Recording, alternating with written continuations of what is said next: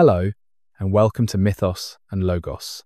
A Roman warship cuts through the Mediterranean, swells toward Alexandria, carrying the most powerful man in the world. In the royal palace, a 21-year-old woman prepares to stake everything on a single meeting. She knows that by sunrise, she will either be dead or she will have changed the course of history. What drives a young queen, already in exile from her own capital, to risk smuggling herself past enemy soldiers to meet a foreign conqueror? The answer would reshape 3 civilizations and echo through 2,000 years of human memory. Tonight, we will walk the marble corridors of ancient Alexandria, where a remarkable woman navigated the lethal currents of Ptolemaic succession, Roman civil war, and divine kingship. We'll discover how the last pharaoh of Egypt was not the seductress of Roman propaganda, but a polyglot scholar who spoke 9 languages, a naval commander who led her own fleet into battle, and a religious leader who embodied the goddess Isis for millions of believers. Through palace intrigue and sacred ritual, through triumph and ultimate tragedy, we'll uncover the real woman behind the myth. May I ask for your help? Liking and subscribing takes just a moment, but makes a huge difference for the channel. I'm grateful for your consideration. I'm also always amazed by our international reach, so I'd appreciate hearing where you're joining from and your local time. Feel the veil between past and present, growing thin as we cross into the bustling harbours and gleaming temples of Alexandria in the 1st century BC, where the Mediterranean sun blazes upon limestone facades and the air carries the mingled scents of papyrus, frankincense, and the eternal salt of the sea. The last pharaoh's dawn. The great harbour of Alexandria spreads before us like a liquid mirror of lapis lazuli, its surface broken by the wakes of 100 vessels. Grain ships from the Nile Delta ease past war galleys from Rhodes.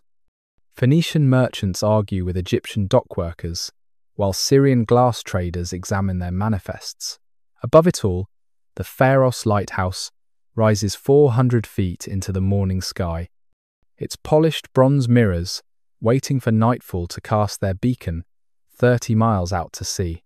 This is the centre of the world in 48 BC, where 3 continents meet, and where a young woman prepares to gamble with destiny. Cleopatra VII. Philopator stands at a palace window overlooking this maritime symphony. She is 21 years old, but the weight of 1,000 years of pharaonic tradition rests upon her shoulders. In her veins flows the blood of Alexander's generals, those Macedonian warriors who carved up the greatest empire the world had ever seen. Yet she is also the living embodiment of Isis, the divine mother whose tears make the Nile flood and whose blessing brings the harvest. This duality defines her, Greek by blood, Egyptian by throne, divine by ancient rite, and mortal in her immediate peril. Below in the harbour, Roman ships drop anchor. They carry 10 times the soldiers she commands, and their general has already conquered Gaul, crossed the Rubicon, and driven Pompey the Great from Italy. Julius Caesar has come to Alexandria in pursuit of his rival, but he will find something far more complex than a simple military victory. He will find a queen in exile from her own capital, locked in a death struggle with her brother husband, and possessed of an intelligence that matches his own. The palace where she watches is itself a marvel that speaks to Alexandria's unique position in the ancient world. Built on the Lochias promontory, it commands views of both the great harbour and the Mediterranean beyond. Its walls are covered in paintings that blend Egyptian hieroglyphs with Greek philosophical maxims. In its gardens grow roses from Damascus alongside lotus from the Upper Nile. The floors are mosaics depicting both Dionysian revels and the journey of Ra through the underworld. Every surface, every decoration, every architectural choice announces the hybrid nature of Ptolemaic power. But Cleopatra cannot simply walk through her own palace to meet Caesar. Her younger brother, Ptolemy XIII, controls the city with his eunuch advisor Pothinus and his general Achilles. Their soldiers patrol every corridor, every gate, every possible approach to the Roman commander, they have already presented Caesar with a ghastly gift: the severed head of Pompey, murdered on an Egyptian beach on their orders. They believe this will win Caesar's favour. They do not understand that Caesar weeps for his enemy, that Roman honour is more complex than they imagine, and that their atrocity has created an opportunity for their exiled sister. The queen who contemplates this opportunity is not the sultry temptress of later Roman propaganda. Contemporary sources, when stripped of Augustan vitriol, reveal a woman of exceptional education and political acumen. She has been trained since childhood in mathematics, rhetoric, philosophy, and medicine. She speaks Egyptian, Greek, Latin, Hebrew, Arabic, Ethiopian, Median, Parthian, and Syrian. When foreign ambassadors come to the Ptolemaic court, she alone among recent rulers needs no interpreter. This linguistic prowess is not mere scholarly accomplishment. It is a tool of statecraft that allows her to speak directly to Rome's Italian allies, to Arab traders, to Jewish scholars, and to Nubian princes. As the morning progresses toward noon, Cleopatra finalizes a plan that will become one of history's most famous gambits. But the truth of what happens next is both more practical and more daring than the romanticized versions that would follow. She will not simply roll herself in a carpet like some helpless package. She will orchestrate a careful intelligence operation using trusted agents, precise timing, and a deep understanding of Roman psychology. The carpet or bed linens are merely the concealment method. The real genius lies in recognizing that Caesar, isolated in a foreign palace and mourning his rival's dishonorable death, might be receptive to an unexpected alliance with a fellow intellectual who can offer him not just Egypt's wealth, but legitimacy in the eyes of its people. The stakes could not be higher. If she fails, if her brother's guards discover her, if Caesar refuses to see her, or simply turns her over to Ptolemy XIII, she will die. The Ptolemaic dynasty has never been squeamish about sibling murder. But if she succeeds, she might not only reclaim her throne, but transform it into something greater. She might create a new form of power that bridges East and West, that combines the ancient prestige of the pharaohs with the military might of Rome. Blood of Alexander. 3 centuries before Cleopatra watches Roman sails in her harbour, another young Macedonian stood at the edge of the known world and wept because there were no more lands to conquer. Alexander the Great had swept from Macedonia to India, creating the largest empire the world had yet seen, and then died in Babylon at 32, leaving his generals to tear his conquests apart in wars that would last for decades. From this violence and ambition, the Ptolemaic dynasty was born. Ptolemy Isota, Cleopatra's ancestor, had been one of Alexander's most trusted companions, perhaps even his half-brother, if certain dubious sources are believed. When the great conqueror died, and his generals began dividing his empire like wolves around a carcass, Ptolemy made the shrewdest choice of all. While others fought for the vast territories of Asia or the prestige of Macedonia, Ptolemy seized Egypt. It was wealthy beyond measure, protected by deserts on 2 sides and sea on another, and it came with something more valuable than gold: legitimacy, stretching back 3,000 years. The Ptolemies were not merely foreign conquerors who happened to rule Egypt. From the beginning, they understood that to control the 2 lands, they must become pharaohs in the fullest sense. Ptolemy I presented himself as the successor to the last native pharaoh, Nectanebo II. He participated in the sacred rituals, built temples to Egyptian gods, and portrayed himself in pharaonic regalia on temple walls. Yet he also maintained his Macedonian identity, creating a unique double consciousness that would define his dynasty for 3 centuries. This cultural fusion manifested most brilliantly in Alexandria itself. The city was Alexander's vision, laid out by the conqueror himself, but built by the Ptolemies into the intellectual capital of the Mediterranean world. Here, Greek philosophy, merged with Egyptian wisdom. The famous library sought to collect all human knowledge, translating works from every language into Greek. The Mouseion, or Shrine of the Muses, brought together scholars from Athens, Babylon, Jerusalem, and Cyrene. It was here that Euclid codified geometry, Eratosthenes calculated the circumference of the Earth, and Herophilus performed the first systematic human dissections, advancing medicine by centuries. But this glittering intellectual achievement rested on a fundamental contradiction. The Ptolemies ruled as divine pharaohs over the native Egyptian population, while maintaining an essentially Greek court in Alexandria. They were simultaneously god-kings in Memphis and Hellenistic monarchs in their capital. This required constant balancing, careful propaganda, and occasional brutal suppression of native revolts. By Cleopatra's time, this balance was becoming increasingly difficult to maintain. The dynasty had also developed a particularly toxic approach to succession. Following both Egyptian and Macedonian precedent, the Ptolemies practiced sibling marriage to keep power within the family. Brothers married sisters, creating a closed loop of inheritance that prevented outsiders from claiming the throne. But this also meant that siblings were simultaneously spouses and rivals, lovers, and potential murderers. The history of the dynasty is littered with fratricidal wars, poisonings, and palace coups that make the Wars of the Roses seem like a peaceful transition of power. Cleopatra inherited all of this. The glory and the contradiction, the intellectual tradition, and the familial violence, the divine authority, and the precarious balance between cultures. She was, in the deepest sense, a product of this unique historical experiment. Where others might see irreconcilable opposites, she saw complementary powers to be wielded. Her ability to be authentically both Greek and Egyptian, both goddess and queen, both Eastern mystic and Western intellectual, was not a performance. It was the culmination of 3 centuries of Ptolemaic evolution. A palace of shadows.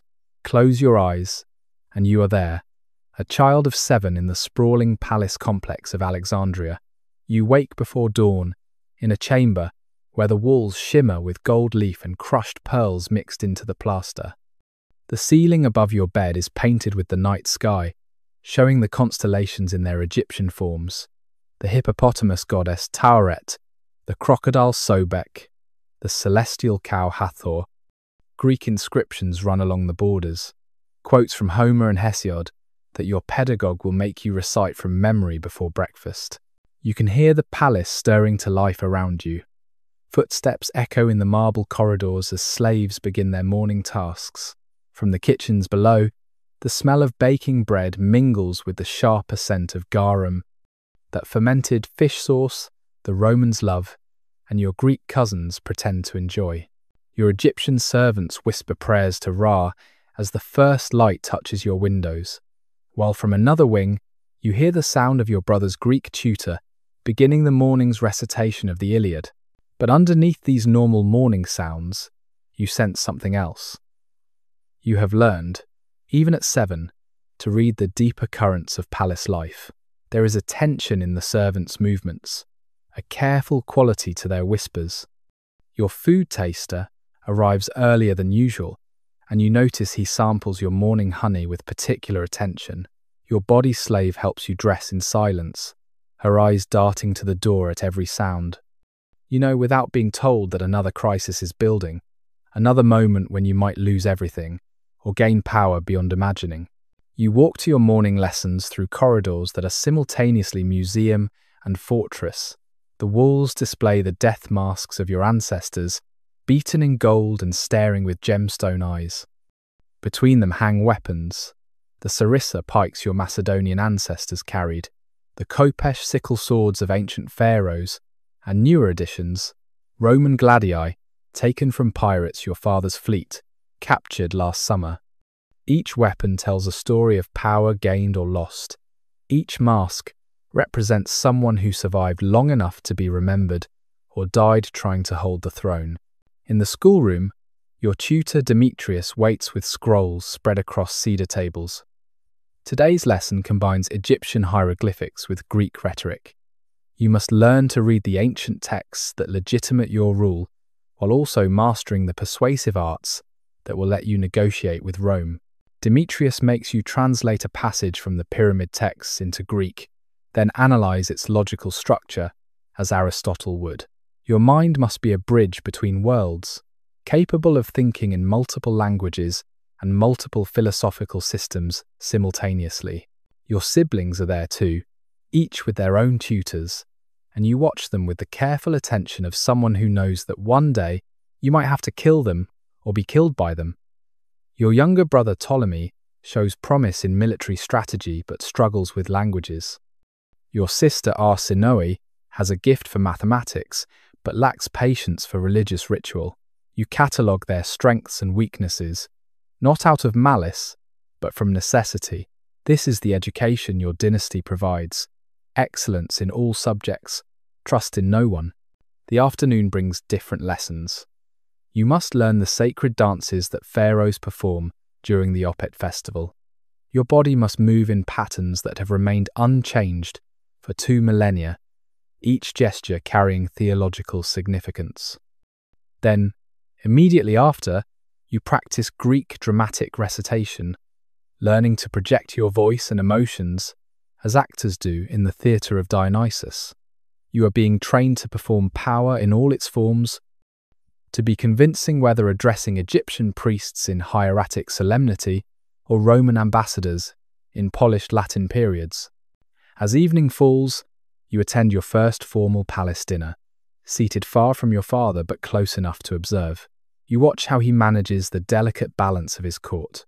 Egyptian nobles who resent Greek dominance, Greek courtiers who despise Egyptian customs, Jewish merchants who finance the kingdom's trade, and Roman advisors whose republic increasingly dictates terms to ancient kingdoms. Your father, whom his subjects mockingly call Orlates, the flute player, for his love of music, navigates these treacherous waters with wine, gifts, and carefully calibrated promises. You see how he appears slightly drunk, but never actually is, how he seems weak but survives while stronger rulers fall. This is your real education, learning to survive in a palace where every meal could be poisoned, every ally might betray you, and every sunrise might be your last. You are 7 years old, and you are already becoming Cleopatra, the Mausion's daughter. The great library of Alexandria rises before the young princess, like a temple to human ambition, its colonnaded halls stretching along the harbour's edge, where the morning sun turns limestone to gold. This is not merely a collection of scrolls, but the memory of civilization itself, where 700,000 texts hold the accumulated wisdom of a dozen cultures. Here, in adjoining chambers that smell of papyrus and cedar oil, Cleopatra receives an education that will make her one of the most formidable intellects of her age. Her principal tutor is Philostratos, a Syrian Greek who has spent 30 years in the Mausion, studying everything from Babylonian astronomy to Hebrew scripture. Under his guidance, Cleopatra's days unfold in rigorous intellectual discipline. She rises before dawn to practice rhetoric, learning to construct arguments with the precision of a geometer proving theorems. She studies the great speeches of Demosthenes and Cicero, but also the persuasive techniques of Egyptian priest orators who can move crowds to religious ecstasy. Every word becomes a tool, every phrase a potential weapon in the arsenal of statecraft. Mathematics comes next, and here, Cleopatra shows particular brilliance. She masters not just arithmetic, but the higher geometries that Euclid codified in these very halls. She learns to calculate the flooding of the Nile using astronomical observations, understanding the mathematical relationships between celestial movements and terrestrial prosperity. This is practical knowledge for a future pharaoh who must predict the harvest and manage the complex irrigation systems that feed the ancient world's most reliable agricultural economy, but it also trains her mind in logical thinking, in seeing patterns where others see chaos, in finding solutions to problems that seem impossible. Languages flow through her consciousness, like tributaries feeding a great river. By age 14, she speaks 9 languages fluently, switching between them as easily as a musician changes keys. Each language opens a different world of thought. In Egyptian, she reads the ancient texts that connect her to 3 millennia of pharaonic tradition. In Hebrew, she studies the scriptures of the large Jewish population of Alexandria, understanding their laws and prophecies. In Arabic, she negotiates with the desert traders who bring incense and gold from the distant south. In Latin, she reads the reports of Roman generals and the proceedings of their Senate, learning to think as her future adversaries think. Philosophy shapes her worldview in ways that will echo through her entire reign. She studies Plato's Republic with its vision of philosopher kings, perhaps seeing herself in that ideal. From Aristotle, she learns the art of categorization and analysis that will help her manage a complex, multicultural kingdom. The Stoics teach her emotional control and the acceptance of fate, lessons that will serve her well in moments of crisis. But she also immerses herself in Egyptian wisdom literature, the instructions of Ptahhotep and Amenemhotep, which preach Ma'at, the concept of truth, justice, and cosmic order that pharaohs must maintain. Medicine and natural philosophy occupy her afternoon studies. Following the tradition of earlier Ptolemaic queens, she learns to prepare poisons and antidotes, understanding the properties of hemlock, aconite, and the various venoms of Egyptian serpents. But this is not mere deadly knowledge. She also studies healing, learning to diagnose fevers and set bones. She performs dissections alongside the Mausion's physicians, seeing for herself how the human body functions. Knowledge that most rulers would consider beneath them, but which she recognizes as another form of power. The library becomes her second palace, perhaps more truly her home than the royal quarters where danger lurks in every shadow. Here, surrounded by the collected wisdom of humanity, she can be purely a scholar, temporarily freed from the burden of dynasty. She corresponds with mathematicians in Athens, exchanges astronomical observations with Babylonian star watchers, and debates theological points with Jewish scholars. Her mind becomes as cosmopolitan as Alexandria itself, capable of seeing any problem from multiple cultural perspectives simultaneously. Rivers of power, the Nile moves through Egyptian consciousness like blood through veins, and Cleopatra, whatever her Macedonian heritage, understands this in her bones. From the palace terraces, she can see where the great river splits into countless channels, creating the delta that feeds the Mediterranean world. But the river is more than agriculture and commerce. It is the liquid embodiment of divine power, the annual proof that the pharaoh maintains Ma'at and ensures cosmic order. Every summer, the constellation Sirius rises just before dawn, and within days, the river begins its miraculous swelling. Waters that have travelled from the Ethiopian highlands arrive brown with fertile silt, spreading across the floodplains like a benediction. This is not mere irrigation, but resurrection, the annual victory of life over desert death.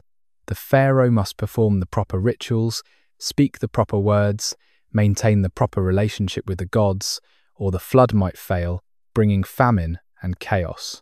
Cleopatra learns to read the river's moods through the network of nilometers, those ancient measuring stations that track the flood's height with stone steps, descending into sacred pools. Too low a flood means drought and starvation. Too high brings destructive flooding that washes away villages. The perfect flood, 16 cubits at Memphis, requires divine favor and royal competence. The measurements are recorded, compared to centuries of precedent, and used to calculate the coming year's tax assessments.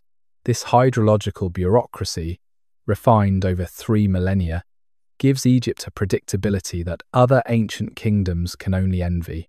The river also serves as Egypt's great highway, its current carrying boats north to the Mediterranean, while prevailing winds blow south, allowing easy travel upstream. Cleopatra's royal barge, covered in gold leaf and purple silk, moves between Memphis, Thebes, and Alexandria, showing the divine presence to her people. Along the banks, farmers pause in their fields to perform proskynesis, the ritual prostration due to divinity. She is not just their queen, but the living incarnation of Isis, whose tears of mourning for Osiris caused the annual flood. Yet this ancient religious framework must coexist with Hellenistic rationalism and Roman pragmatism. Cleopatra understands the Nile scientifically, knowing that the floods result from monsoon rains in Ethiopia, not divine tears. But she also understands that myth and ritual bind her multicultural kingdom together more effectively than laws or armies. The river becomes a metaphor for her own role, channeling different streams of culture and power into a single, life-giving current. The Piper's legacy. Ptolemy XII Auletes was not supposed to be pharaoh. He was an illegitimate son, born to a concubine when legitimate heirs seemed plentiful. But the Ptolemaic talent for self-destruction cleared his path to the throne through a series of murders, rebellions, and mysterious deaths that left him, improbably, as king of Egypt. His reign would teach his daughter Cleopatra everything about survival in a world where weakness meant death. The nickname Auletes, the flute player, was not given in admiration. The Alexandrians, with their sharp Greek wit and disdain for unworthy rulers, mocked their king for his devotion to playing the aulos, a reeded instrument associated with Dionysian revelry and considered beneath royal dignity. He would perform publicly, competing in musical contests like a common entertainer, while his kingdom crumbled around him. Yet this apparent frivolity masked a desperate intelligence. Auletes understood that he ruled at Rome's sufferance, that his throne was a gift that could be revoked at any moment. When Cleopatra was 11, she witnessed her father's greatest humiliation and most important lesson. The Alexandrian mob, tired of his heavy taxes and Roman appeasement, rose in revolt and drove Auletes from Egypt. He fled to Rome, leaving his wife and children to face the fury alone. Cleopatra's older sisters, Cleopatra VI, Tryphena and Berenice IV, seized power, declaring their father deposed. For 3 years, Egypt had queens instead of a king, and young Cleopatra watched how they wielded power and how they lost it. In Rome, Auletes mortgaged Egypt's future to finance his restoration. He borrowed 10,000 talents from Roman moneylenders, promising tax revenues he did not yet control. He bribed senators, sponsored gladiatorial games, and attached himself to powerful Romans like Pompey the Great. He debased himself before the Senate, a Macedonian descendant of Alexander's generals, begging Roman politicians for military support. It was humiliating, but it worked. Roman legions under Aulus Gabinius marched into Egypt and restored Auletes to his throne. The lesson was written in blood. Berenice IV, who had ruled as queen, was executed on her father's orders. Her husband, Archelaus, died in battle against the Roman legions. The Alexandrian nobles who had supported the rebellion were systematically purged. Auletes showed no mercy, not even to his own daughter. But more importantly for young Cleopatra, he showed no emotion. The flute player could order executions as easily as he could perform a melody, switching between roles without apparent conflict.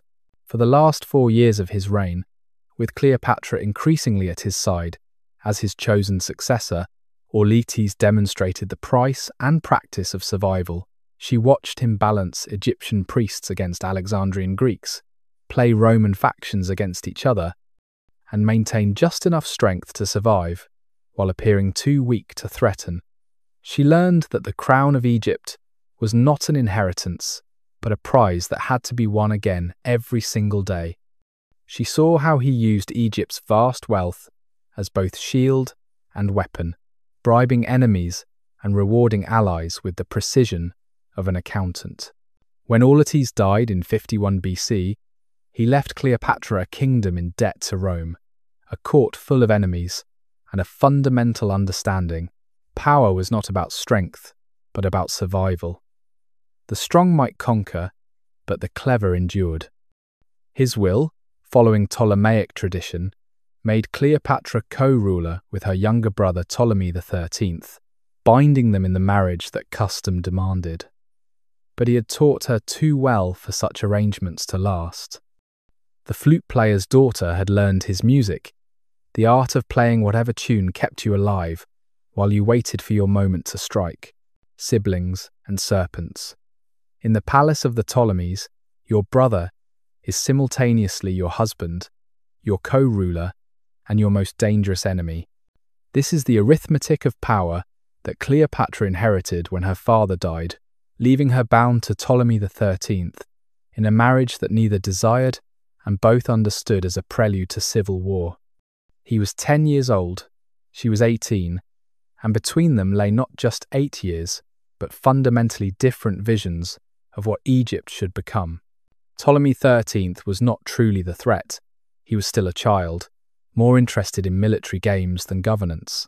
The real danger came from the council of advisors who surrounded him, particularly the eunuch Pothinus, who served as his chief minister, and the general Achilles, who commanded the royal army.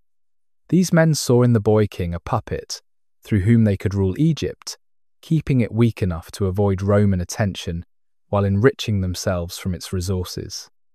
They viewed Cleopatra as an obstacle to their plans, too intelligent to manipulate, too female to accept as sole ruler, too ambitious to remain a ceremonial co-regent. The first years of their joint reign played out as a careful dance of precedence and protocol. On official documents, both names appeared, but the order mattered. In Egyptian texts, Cleopatra's name often came first, recognizing her as the elder and more capable ruler.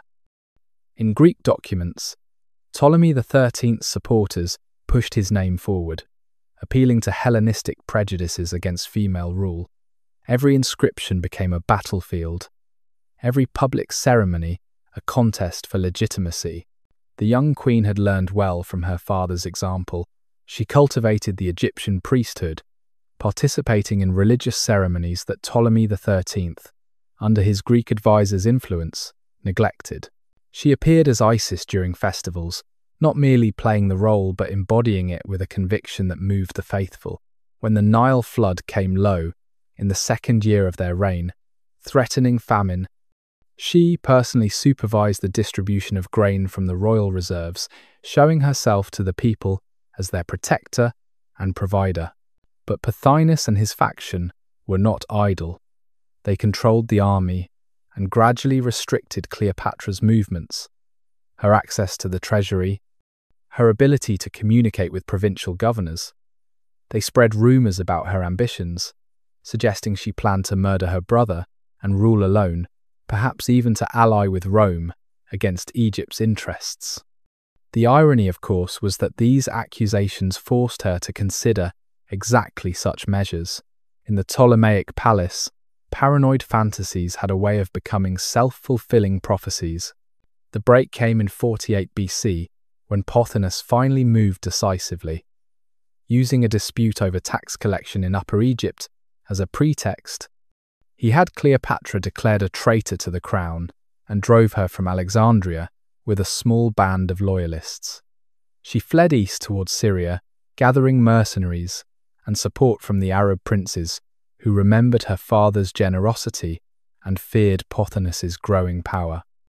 Meanwhile, her sister Arsinoe remained in the palace, playing her own game, waiting to see which sibling would destroy the other, so she might claim whatever remained.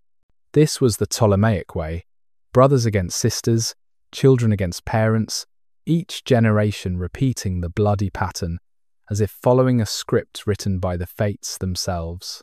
Yet Cleopatra brought something new to this ancient drama. Where her ancestors had fought their civil wars as purely internal affairs, she understood that Egypt's independence was already a fiction. The real power lay in Rome, and whoever could harness that power would win not just the current struggle, but all future ones. As she gathered her forces on Egypt's eastern border, she received word that would change everything. Pompey the Great, defeated by Caesar at Darsalus, was sailing toward Egypt seeking sanctuary. The Carpet Gambit. The murder of Pompey on an Egyptian beach in September of 48 BC created the opportunity Cleopatra had been waiting for, though not in the way anyone could have predicted.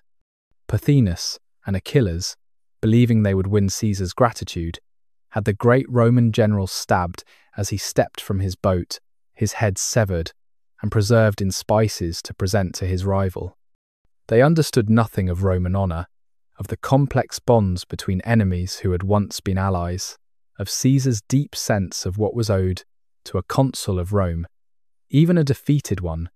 When Caesar arrived in Alexandria days later, with a modest force of 3,000 legionaries, he wept at the sight of Pompey's signet ring. The severed head, when presented with grotesque ceremony, moved him to fury rather than gratitude. Here was the man who had once been married to Caesar's daughter Julia, who had shared power in the first triumvirate, who, despite their recent enmity, deserved a Roman death, not assassination by foreign eunuchs. Caesar ordered Pompey's remains gathered and burned with full honours, the smoke rising over Alexandria harbour as a rebuke to those who thought they understood Roman politics. Cleopatra, from her position in exile, grasped what Pothinus could not. Caesar was now isolated in Alexandria, offended by his hosts, surrounded by potential enemies, and politically vulnerable for pursuing his civil war onto foreign soil. He needed legitimacy for his presence in Egypt, a legal framework that would transform him from invader to arbiter. She could provide that legitimacy, but only if she could reach him alive. The traditional story speaks of Cleopatra, wrapped in a carpet or bed linens, carried into Caesar's presence like exotic merchandise. The truth, as reconstructed from Plutarch and other sources, is both more mundane and more impressive. Cleopatra employed a Sicilian merchant named Apollodorus, one of her most trusted agents, to navigate a small boat through the harbour at dusk. She disguised herself not as a package, but as a merchant woman, wrapping herself in the kind of coarse cloth that traders wore. The genius was not in the concealment, but in the timing and routing. Apollodorus knew the palace's water gates, the times when guards changed shifts, the passwords used by merchants delivering goods for the Roman guests. He had spent weeks establishing himself as a regular supplier, bringing Syrian wine and Arabian incense, becoming a familiar and unthreatening presence. When he arrived that evening, with what he claimed were special bed linens from Damascus for the Roman general's quarters, the guards barely glanced at his companion, a woman carrying the bundle who kept her head properly lowered, as befitted a servant. Once inside Caesar's quarters, the transformation was total and instantaneous. The merchant woman cast off her rough clothes to reveal the Queen of Egypt in full regalia, the golden uraeus serpent crowning her brow, her presence suddenly filling the room with an authority that made Caesar's guards reach for their swords before he waved them back. She spoke to Caesar in perfect Latin, beginning not with pleading, but with a legal argument about the validity of her father's will and her rightful claim to joint rule. She had chosen her ground carefully, not seduction but intellectual engagement, not submission but negotiation between equals. Caesar was 52 years old, had known countless women, commanded legions, and conquered nations. Yet here was something unprecedented. A 21-year-old woman who spoke to him without fear, who could quote Plato in Greek and Cicero in Latin, who understood both Egyptian theology and Roman law, who offered not her body, but her intelligence as the foundation of alliance. They talked through the night, and by dawn, Caesar had decided to hear both claimants to the Egyptian throne, positioning himself as judge rather than conqueror. When Ptolemy XIII arrived the next morning for what he thought would be a private audience, he found his sister already seated beside Caesar, restored to her position as co-ruler by Roman decree. The boy king's rage was so extreme that he tore the diadem from his head and ran screaming into the streets, declaring to the Alexandrian mob that he had been betrayed. But it was too late. Cleopatra had won the first round of a game that would continue for the rest of her life. The careful dance of power between East and West, between ancient legitimacy and military might, between the old gods and the new masters of the world. Dawn over the harbour. As the first act of Cleopatra's story draws toward its close, let us pause in the pearl-grey hour before sunrise, when Alexandria harbour rests in that suspended moment between night and day. The great Pharos lighthouse still burns, its fire glow painting the undersides of clouds in shades of amber and rose, but soon the sun will overwhelm its light, and the mirror-bright beacon will become merely architecture, waiting for darkness to reclaim its purpose. The water lies still as polished obsidian, disturbed only by the gentle splash of oars, as fishing boats slip out toward deeper waters. Their lanterns bob like fallen stars, each one marking a family's hope for the day's catch.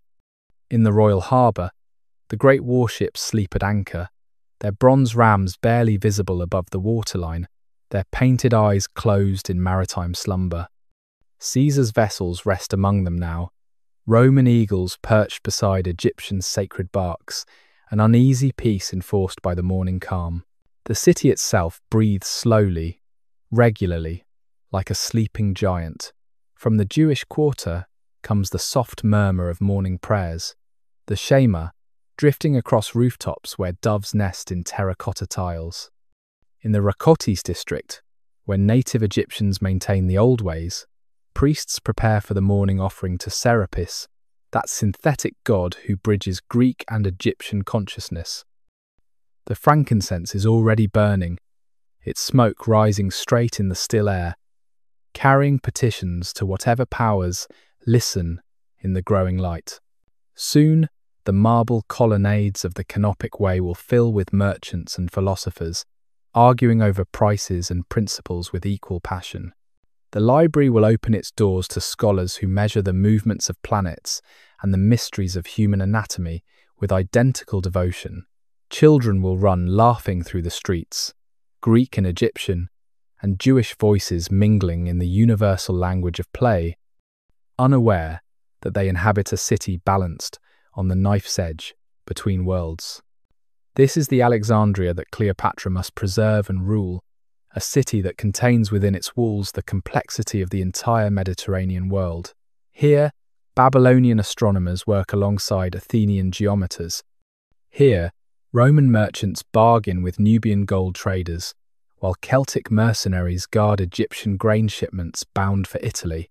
Here, in this impossible city, 3 centuries of Ptolemaic rule have created something unique in human history. A truly cosmopolitan civilization where any god may be worshipped, any language spoken, any idea pursued to its logical conclusion. The sun rises at last, a disk of beaten gold emerging from the eastern desert, and the lighthouse keeper extinguishes the great fire, knowing it will be needed again when darkness returns. The harbour awakens to commerce and conflict, to the endless human drama of ambition and survival.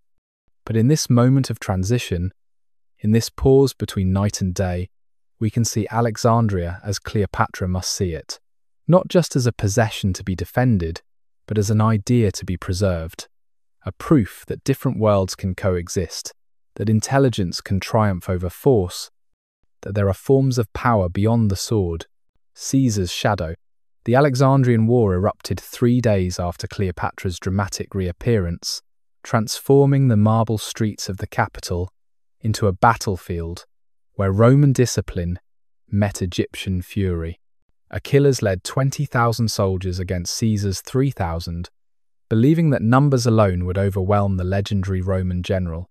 He had not counted on Caesar's genius for defensive warfare, nor on Cleopatra's intimate knowledge of her city's architecture, which she shared with her new ally, like a gift of military intelligence wrapped in silk and perfume. Caesar barricaded himself in the palace quarter, using the narrow streets to neutralize the Egyptian numerical advantage. When Achilles tried to capture the Roman ships in the harbor, Caesar made a decision that shocked the ancient world. He burned his own fleet rather than let it fall into enemy hands. The fire spread to the docks, and legend claims it destroyed part of the Great Library, though Cleopatra's scholars would later insist that only grain warehouses burned, that knowledge survived while commerce perished. She watched from a palace tower as smoke billowed across her city, understanding that Caesar was a man who would destroy anything, even his own means of escape, rather than accept defeat. During the siege months that followed, an extraordinary intimacy developed between the Roman general and the Egyptian queen. By day, they planned military strategies, Cleopatra explaining which noble families could be turned against Pothinus, which districts would remain loyal, where the underground cisterns could provide water if the aqueducts were cut. By night, they discussed philosophy and governance, finding in each other intellectual equals in a world that rarely provided such companionship to those in power.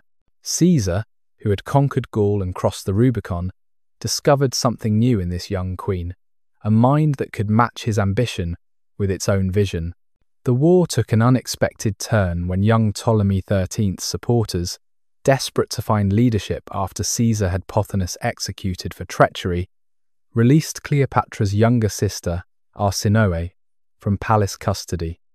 She proclaimed herself queen and aligned with Achilles, though she would soon have him murdered and replaced with her own general. Here was another lesson in Ptolemaic family dynamics. Even in the midst of fighting foreign occupation, the siblings could not stop their internecine conflicts. Cleopatra watched her sister's maneuvers with a mixture of admiration and sorrow, seeing in Arsinoe the same desperate ambition that drove them all. Relief came from Syria in the form of Mithridates of Pergamon, leading reinforcements that Caesar desperately needed. The final battle occurred near the Nile Delta, where Ptolemy XIII's forces made their last stand.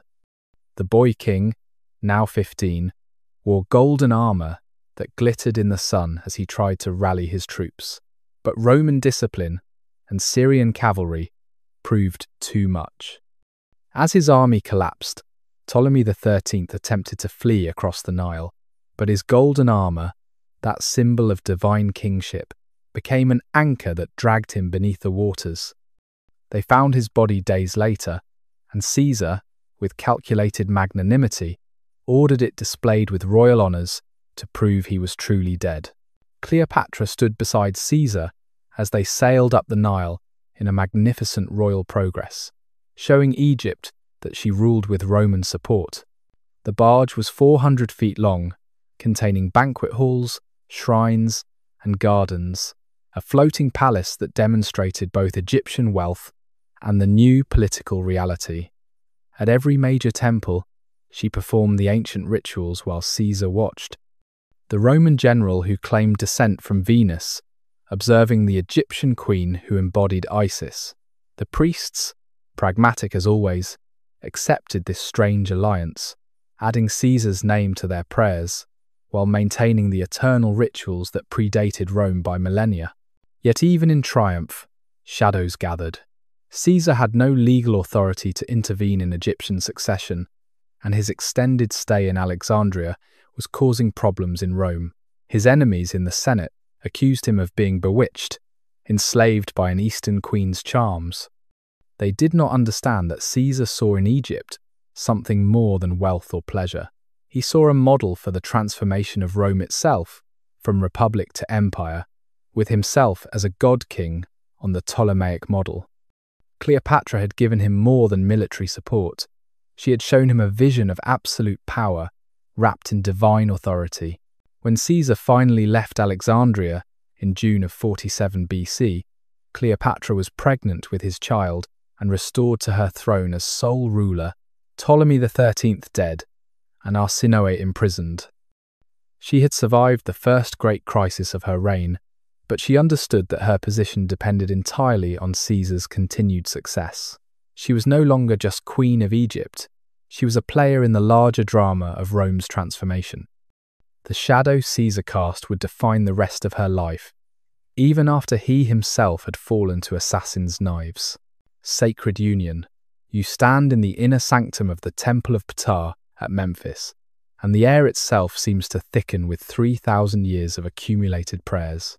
The walls press close, covered in hieroglyphs that dance in the flickering light of oil lamps, their shadows creating the illusion that the ancient words are moving, breathing, coming alive to witness this moment. You are about to undergo the sacred marriage to Ptah Sokar Osiris, the ceremony that will transform you from a mortal queen into the living incarnation of Isis herself. The preparation began at sunset yesterday. Temple attendants bathed you in sacred water from the Nile's first flood, each droplet carrying the blessing of Hapi, the god of inundation. They removed every hair from your body except your head, making your skin smooth as polished alabaster, pure as the primordial mound that first emerged from the waters of chaos. You fasted through the night, drinking only water mixed with natron salt to purify you from within, to empty your mortal vessel, so that divinity might fill it. Now, as dawn approaches but has not yet arrived, you wear the traditional garments of Isis, a sheath of white linen so fine that it seems woven from moonlight, bound with a red sash that represents the blood of divine birth.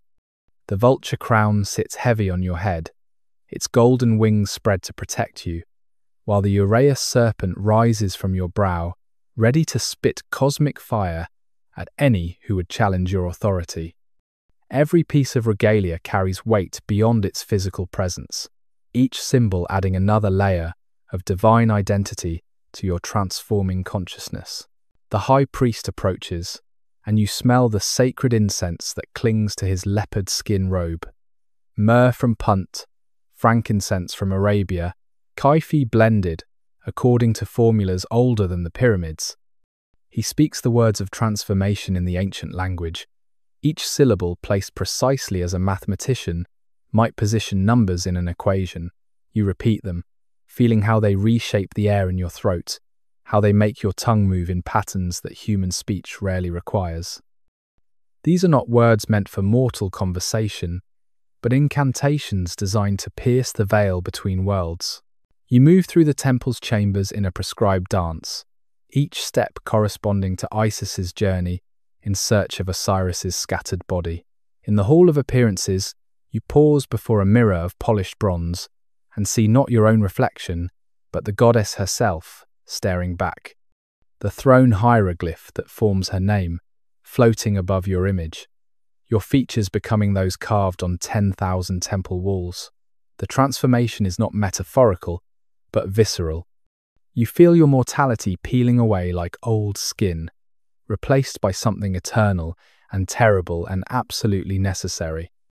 The climax comes in the Holy of Holies, where no one but the highest priests and the pharaoh may enter. Here, in absolute darkness, save for a single lamp that represents the Eye of Ra, you perform the marriage ritual with the god's statue. You speak vows that bind you to maintain Mayat, to ensure the Nile's flood, to protect the two lands from chaos. The statue, ancient wood overlaid with gold and precious stones, seems to pulse with inner life. When you place your hands upon it, swearing the final oath, you feel power flow into you like the Nile's inundation, filling every cell of your being with divine authority. As you emerge from the sanctuary, the first rays of dawn strike the temple's eastern wall, and the assembled priests fall to their faces in prostration. You are no longer merely Cleopatra. You are Isis Aphrodite, the Mother of God, the Queen of Heaven, the Throne of Egypt. When you speak now, your voice carries the harmonics of divine command. When you walk, you tread the path between heaven and earth. The transformation is complete and irreversible.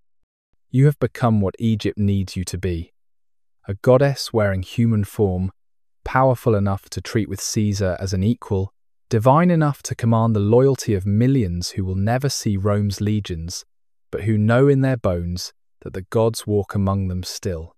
The journey to Rome. The invitation arrived in Alexandria, written on ivory tablets, sealed with Caesar's personal signet, the dolphin and anchor that symbolized his claimed descent from Venus through Aeneas. It was not precisely a command, for Caesar was careful to respect the fiction of Egyptian independence, but neither was it truly a request. The dictator of Rome desired the presence of the Queen of Egypt in his capital, along with their infant son Caesarion, whose very existence Caesar would neither confirm nor deny in public statements. Cleopatra understood the invitation's dangers perfectly. To refuse would insult the man whose legions kept her on her throne. To accept meant entering the heart of hostile territory, where Roman matrons would sneer at the foreign queen who had borne Caesar's bastard, while his wife Calpurnia maintained dignified silence. Yet she also saw opportunity. If she could charm Rome as she had charmed Caesar, she might secure Egypt's future for generations. Besides, she was curious to see this upstart city that presumed to rule the world from 7 hills beside a muddy Italian river. The journey itself became a statement of power. Rather than travel as a supplicant, Cleopatra arrived in Rome as a goddess embarking on a sacred voyage. Her fleet included not just transport vessels, but floating temples, where priests performed daily rituals to ensure divine favor. Her retinue numbered in the hundreds, scholars to engage with Roman intellectuals, merchants to display Egyptian wealth, artists to demonstrate Alexandrian cultural superiority, and physicians whose knowledge far exceeded anything available in Rome. She brought gifts that demonstrated Egypt's casual magnificence, a library of rare scrolls, mechanical marvels from the Mausion, jewels the size of pigeon eggs, and exotic animals for Caesar's planned triumphs. The arrival at Ostia caused a sensation. Roman crowds, accustomed to seeing conquered rulers brought in chains, witnessed instead a sovereign queen disembarking from a golden barge, while musicians played hymns to Isis. She wore the double crown of Upper and Lower Egypt, and when she set foot on Italian soil, she performed a ritual blessing, claiming the ground temporarily for the gods of the Nile. It was magnificent, outrageous, and exactly calculated to both fascinate and infuriate Roman sensibilities. Caesar installed her in his villa across the Tiber, technically outside Rome's sacred boundary, which allowed him to claim she was not truly in the city, while keeping her close enough for daily visits. The villa became a miniature Alexandria, where Egyptian customs prevailed, and the goddess Isis received morning offerings. Roman nobles came to gawk, but stayed to converse, discovering that the Egyptian whore of popular slander spoke better Latin than many senators, and could discuss Stoic philosophy with more sophistication than most who claimed to follow it. The climax of her Roman sojourn came when Caesar dedicated a golden statue of Cleopatra in the temple of Venus Genitrix, his ancestral goddess. The implication was breathtaking. He was placing the foreign queen among Rome's sacred objects, suggesting a divine connection that transcended mere political alliance. The Senate watched in horror as Caesar grew increasingly monarchical, adopting Egyptian customs, wearing red boots like Ptolemaic kings, and allowing himself to be called Jupiter Julius. They saw in Cleopatra not just a foreign queen, but the corruption of republican values, the Eastern poison that was transforming their general into a god-king. For nearly 2 years, Cleopatra navigated Roman society with remarkable skill, winning over some senators with her intelligence, others with carefully distributed Egyptian gold. She attended theatre performances where actors mocked her on stage, maintaining serene composure, while memorizing which senators laughed loudest.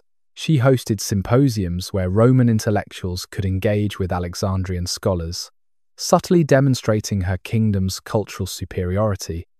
Most importantly, she gave Caesar a son, something his Roman wife had failed to do, though the dictator would never formally acknowledge Caesarion's paternity. Caesarion, hope, and burden.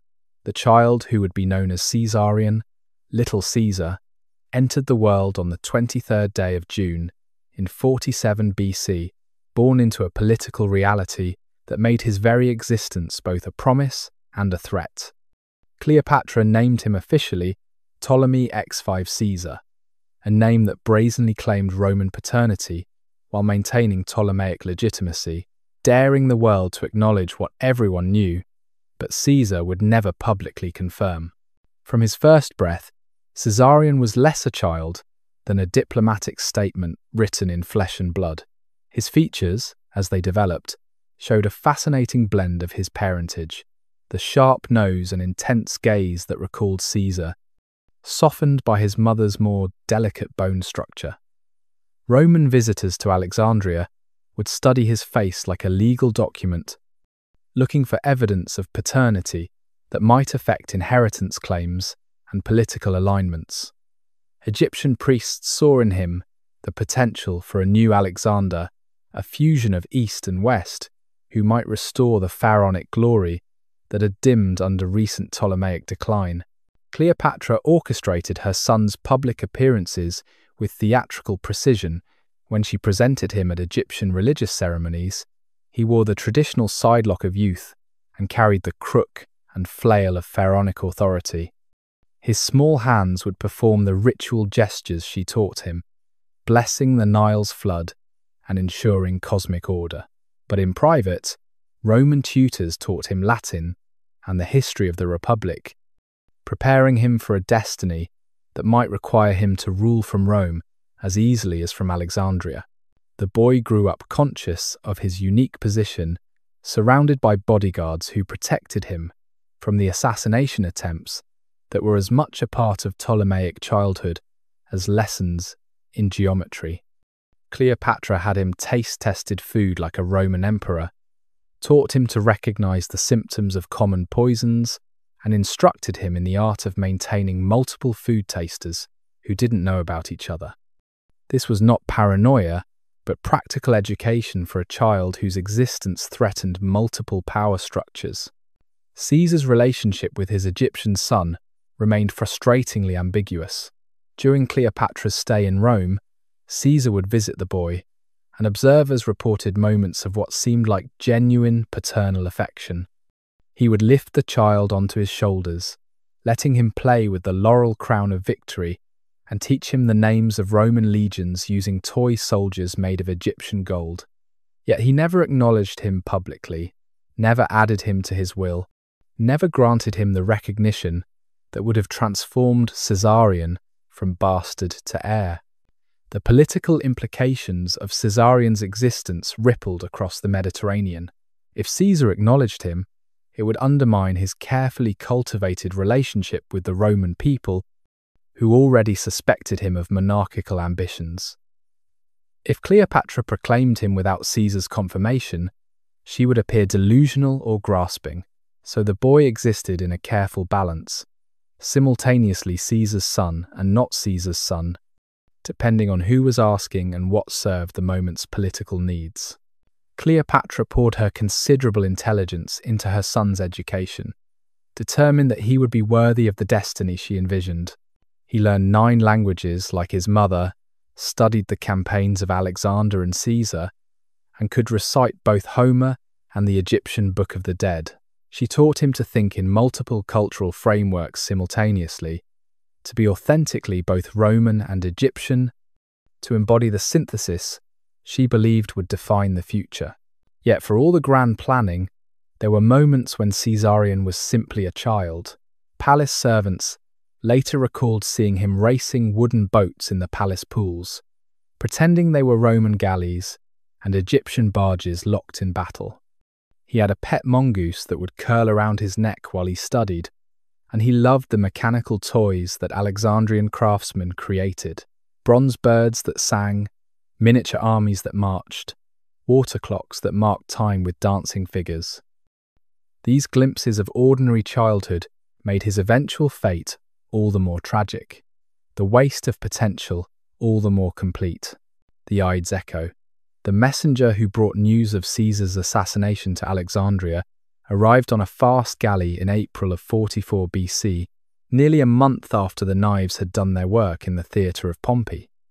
Cleopatra received him in the throne room, surrounded by the ceremonial magnificence that proclaimed her divine status, but those present later reported that she went absolutely still when the message was read, like a statue suddenly drained of all animation.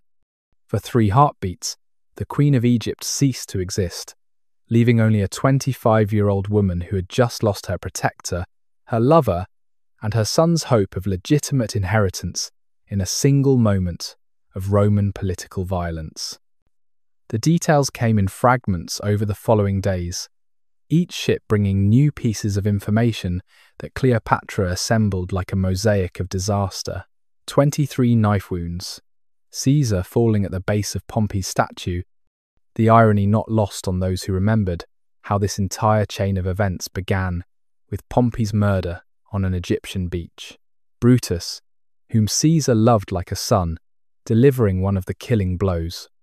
The conspirators styling themselves as liberators, restoring the Republic from the tyranny they claimed Caesar represented.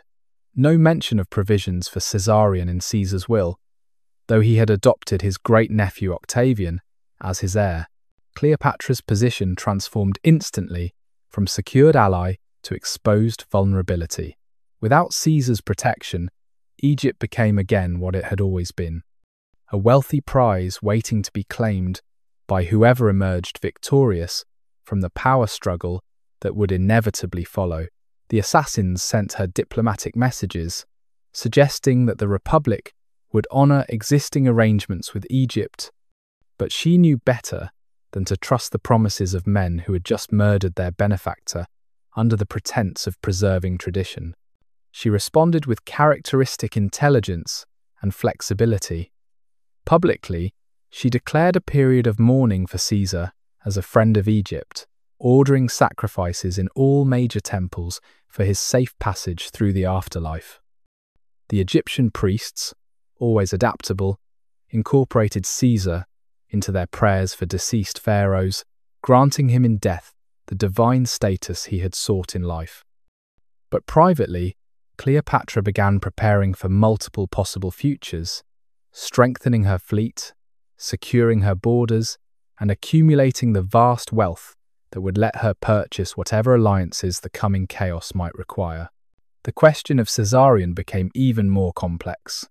With Caesar dead, the boy was either worthless or invaluable, depending on how Roman politics evolved.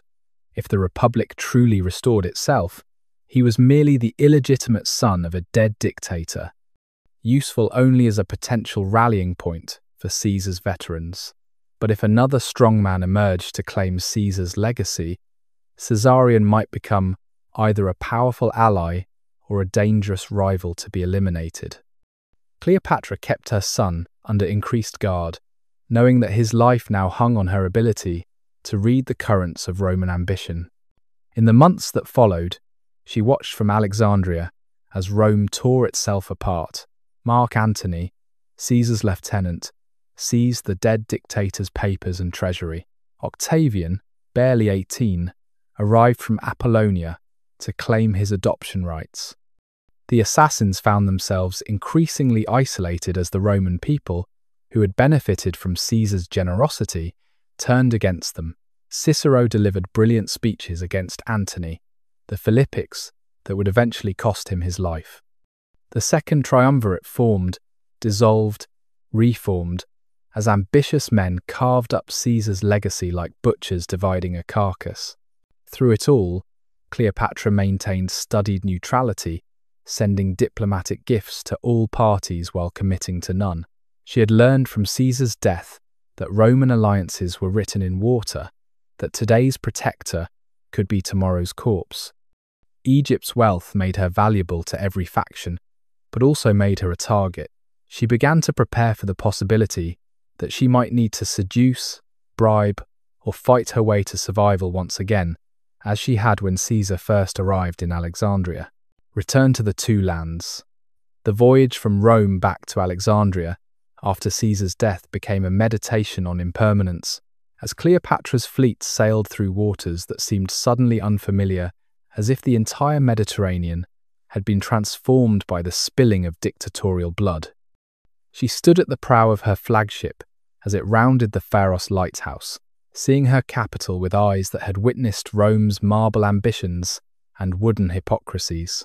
The city that had once seemed the eternal centre of civilization now appeared fragile, a jewel that could be shattered by the next Roman general seeking glory and Egyptian gold. The Egypt she returned to had continued its eternal rhythms in her absence, unconscious of, or unconcerned, with the drama that had played out in Rome. The Nile had flooded on schedule, the priests had performed the daily rituals, the farmers had planted and harvested according to patterns unchanged since the pyramid builders. This continuity both comforted and troubled her. Egypt could survive without her, had survived without competent leadership for generations. But could it survive what was coming? She sailed south from Alexandria, following the river to show herself to her people, to remind them that their queen lived and ruled despite Roman chaos. At each major temple, she performed the rituals of renewal, presenting Caesarion as her co-ruler in the traditional Ptolemaic fashion, though he was barely 3 years old. The priests accepted this fiction, as they had accepted so many others, adding the child's name to their prayers, while understanding that real power remained with his mother. In the temple at Dendera, she commissioned reliefs that showed her and Caesarion making offerings to the gods, their images carved in the traditional Egyptian style that made them timeless, eternal, removed from the temporary upheavals of mortal politics. Yet she also had herself depicted with the attributes of both Isis and Aphrodite, bridging cultures in stone as she did in flesh. The message was clear. She was both eternal pharaoh and contemporary queen, rooted in tradition while adapting to necessity. The landscapes of Upper Egypt unfolded in their ancient splendor as her barge progressed south. Farmers paused in their fields to prostrate themselves as divinity passed. Children ran along the banks, keeping pace with the royal vessel until they collapsed in exhausted joy. At Thebes, she walked through the vast temple complex of Karnak, where 100 pharaohs had added their names to the eternal architecture. She touched the cartouches of Hatshepsut, the female pharaoh who had ruled as king, drawing strength from precedent, while knowing her own situation was far more precarious. At night, anchored in quiet reaches of the river, she would stand on deck and watch the stars wheel overhead in patterns the temple astronomers had mapped for millennia. The constellation of Sar, which the Greeks called Orion, rose in the east, marking the approach of inundation season. These celestial rhythms continued regardless of human ambition, a reminder that some forms of power transcended politics. Yet she also knew that understanding astronomy was not enough. She needed to navigate the more chaotic constellations of Roman ambition. The banquet at Tarsus. The summons from Mark Antony reached Cleopatra in 41 BC, written with the casual arrogance of a Roman who had just divided the world with his fellow triumvirs and received the wealthy East as his portion. He commanded her presence in Tarsus to answer charges that she had aided Cassius and Brutus, Caesar's assassins, during the recent civil war. The accusation was false, but that hardly mattered. This was about power, submission, and extracting Egyptian wealth to fund Antony's planned Parthian campaign. He expected her to arrive as a supplicant, perhaps even in chains, if she proved difficult. Cleopatra understood the summons differently. She had studied Mark Antony carefully, a man of enormous appetites, theatrical sensibilities, and a peculiar romanticism that made him see himself as the new Dionysus, god of wine and ecstasy. Where Caesar had been rationalist and controlled, Antony was emotional and grandiose. Where Caesar calculated, Antony felt. She would not come to him as a defendant to answer charges, but as a goddess granting an audience to a devotee. The production she planned would make her arrival in Rome seem modest by comparison. For weeks, her agents prepared the ground in Tarsus, spreading rumors of the magnificence approaching from Egypt. They bribed poets to compose songs about Aphrodite coming to meet Dionysus for the salvation of Asia. They paid priests to proclaim favorable omens. When fishermen reported that the sea itself grew calm as her fleet approached, it was because her advanced ships had spread oil on the waters, but the common people saw divine intervention. The fleet that appeared at the mouth of the Cydnus River defied rational description, forcing even hostile Roman historians to resort to poetry. The royal barge came first, its purple sails billowing with perfumed wind that carried the scent of roses and cinnamon across the water. The hull was gilded until it seemed made of solid gold, while silver oars kept time to music played on flutes and lyres. The vessel moved against the current as if drawn by invisible forces, though the real work was done by carefully hidden rowing crews in the lower decks. Cleopatra herself reclined beneath a canopy of cloth of gold, dressed as Aphrodite in robes so fine they seemed woven from sea foam. Beautiful boys dressed as cupids fanned her with peacock feathers, while her ladies-in-waiting posed as nereids and graces. Every element was calculated. The angle of her repose, the way the light caught the jewels woven into her hair, the precise moment when she would turn her gaze toward the shore where Antony waited. She had transformed herself into a living myth, a vision that would burn itself into the memory of everyone present. Antony had prepared to receive her in the marketplace, seated on a tribunal platform in his official capacity as triumvir and imperator. But the crowd deserted him entirely, streaming toward the harbour to witness the divine spectacle. He found himself nearly alone, abandoned for a superior show. The message was clear. Between Roman authority and divine presence, divinity won. He had no choice but to go to her, climbing aboard her barge where she received him not as a Roman commander, but as a fellow deity graciously acknowledging his visit. The banquet that followed became legendary for its calculated extravagance. Every dish was served on golden plates that guests were told to keep as gifts. The wine came from vintages so rare that their value exceeded that of small kingdoms. When Antony, trying to match her generosity, promised to host the next evening's feast, Cleopatra smiled and said she would spend 10 million sesterces on a single banquet. She won the wager by dissolving a priceless pearl in vinegar and drinking it, a gesture of such casual magnificence that it demonstrated Egypt could literally consume wealth that Rome could only dream of accumulating. But beyond the spectacle, something genuine sparked between them. Antony, unlike the controlled Caesar, could match Cleopatra's theatrical nature. He appreciated the artistry of her performance, even as he fell under its spell. She found in him a man who could play the game of divine monarchy without the internal conflict that had ultimately paralyzed Caesar. They spent 12 days together in Tarsus, and by the end, Antony had not only dropped all charges against her, but had executed her enemies and promised to support her against any threats to her throne. When she sailed back to Alexandria, she carried more than promises and political alliance. She was pregnant with Antony's twins, though she would not announce this immediately. She had successfully reset the game, transforming herself from potential victim to essential partner. Where Caesar had protected her, Antony would need her wealth for his campaigns, her fleet for his wars, her divine persona to legitimize his eastern ambitions. The banquet at Tarsus had been more than seduction. It had been the foundation of a partnership that would reshape the Mediterranean world. Love and imperium.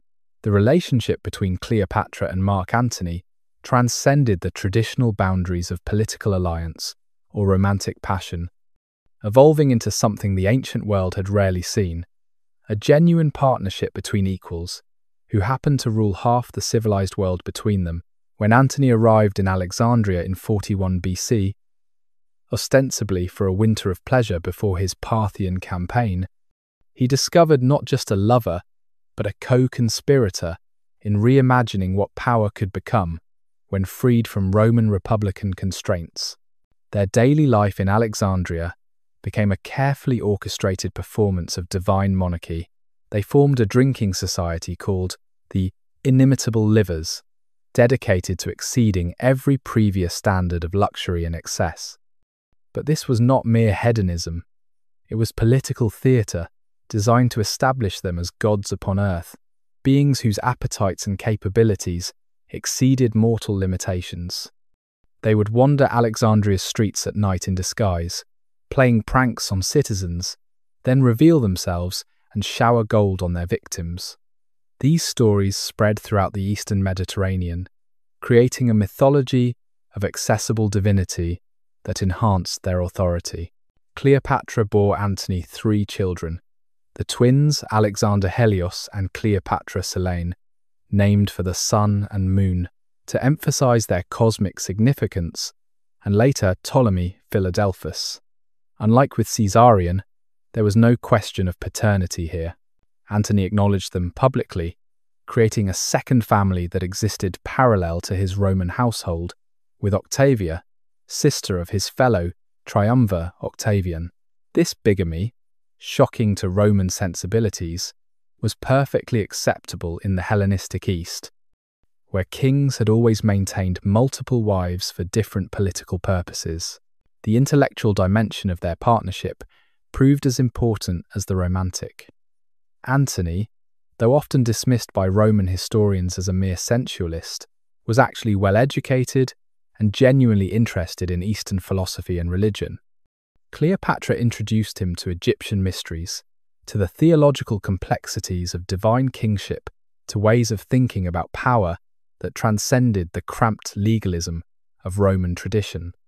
Together, they studied the campaigns of Alexander, seeing themselves as his heirs in spirit, if not blood, destined to unite East and West under their joint rule. Their ambitions grew with their intimacy.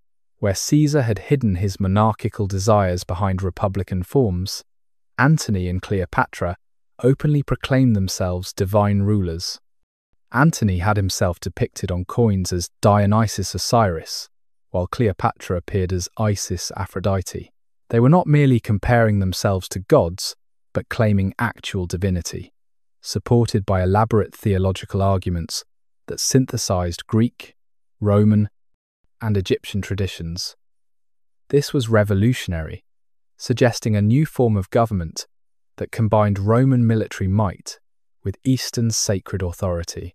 The Parthian campaign of 36 BC tested their partnership's practical dimensions.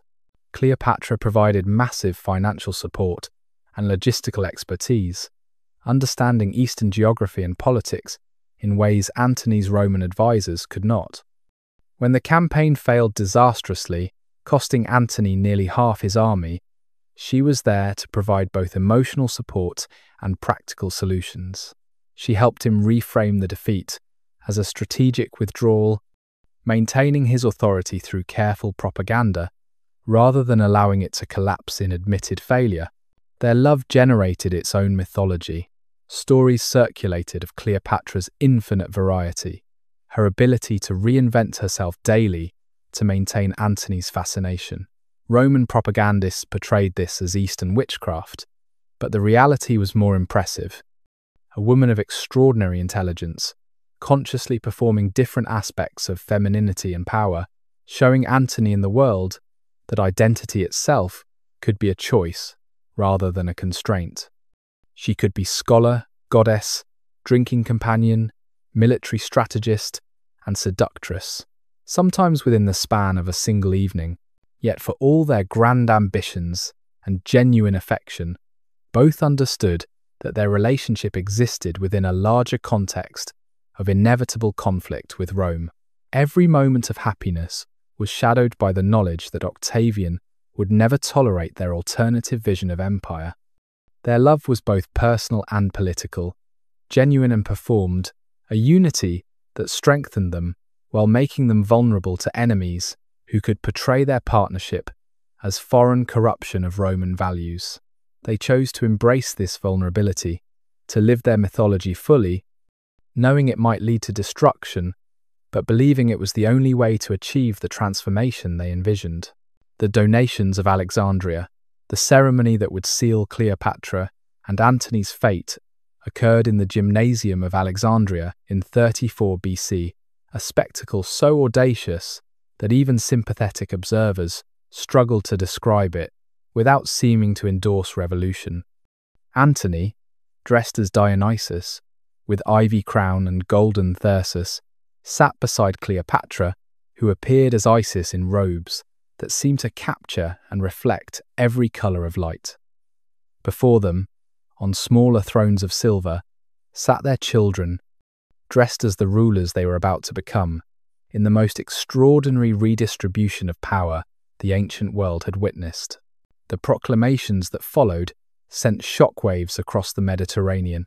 Caesarion, now 13, was declared the legitimate son of Julius Caesar and made King of Kings, co-ruler with his mother of Egypt, Cyprus, Libya, and Coele Syria. Alexander Helios, aged 6, received Armenia, Media, and Parthia, the last still unconquered but treated as if already within Antony's power to grant. His twin sister, Cleopatra VII, was given Cyrenaica and Crete. 2-year-old Ptolemy Philadelphus received Syria and Cilicia. In a few moments of formal declaration, Antony had redistributed the entire eastern Mediterranean among Cleopatra's children, creating a dynasty that would rule from the Adriatic to the Euphrates. The ceremony's staging amplified its political meaning. The children appeared in the traditional costumes of the territories they would rule. Alexander Helios in Median dress, with an Armenian tiara, Cleopatra Selene in Greek robes, befitting a Hellenistic queen, tiny Ptolemy Philadelphus swaddled in Macedonian purple. Each costume made an argument about legitimate succession, suggesting these children inherited not just through their parents, but through ancient rights that predated Rome itself. The message was clear. This was not Roman power being distributed, but older authorities being restored to their rightful heirs. The Alexandrian crowd, carefully orchestrated but also genuinely enthusiastic, roared approval. For them, this represented Egypt's restoration to its ancient glory, the resurrection of the Ptolemaic Empire at its greatest extent. Priests proclaimed that the age of Isis had begun, that the goddess would rule through her earthly incarnation and her divine children. The careful fusion of Egyptian religion, Hellenistic tradition, and personal ambition created a narrative that resonated across cultural boundaries, offering the East an alternative to Roman domination. But the ceremony's most provocative element was what it implied about Antony himself. By distributing territories, some technically under Roman control, without consulting the Senate or Octavian, he was acting as an independent monarch, rather than a Roman magistrate. By acknowledging Caesarion as Caesar's son, he was directly challenging Octavian's claim to be Caesar's heir. By creating this elaborate dynastic structure centered on Alexandria rather than Rome, he was proposing a new capital for a new kind of empire, one that looked east rather than west. The Roman reaction was predictable, but nonetheless devastating. Octavian obtained a copy of Antony's will from the Vestal Virgins, illegally but effectively, and read it to the Senate. It confirmed that Antony wanted to be buried in Alexandria beside Cleopatra, not in Rome. This single detail, more than any military threat, convinced Romans that Antony had betrayed his heritage. He had become a foreign king, enslaved by a foreign queen, lost to the Republic forever. Queen of Kings, the title Queen of Kings that Cleopatra assumed after the donations represented more than grandiose ambition. It was a carefully constructed theological and political statement that positioned her at the apex of a new world order. She was not merely claiming to rule multiple kingdoms, but to embody a form of sovereignty that transcended traditional boundaries between human and divine, east and west, ancient legitimacy and contemporary power. In the months following the donations, Cleopatra embarked on a systematic campaign to actualize this theoretical authority. She issued a new coinage that showed her as Isis nursing the infant Horus, with the legend Queen Cleopatra, the younger goddess. The imagery connected her simultaneously to ancient Egyptian tradition, where Isis's nurturing of Horus ensured cosmic order, and to contemporary reality, where she nurtured a new generation of divine rulers. These coins circulated from Athens to Antioch, each one a small propaganda victory that normalized her claim to supernatural authority.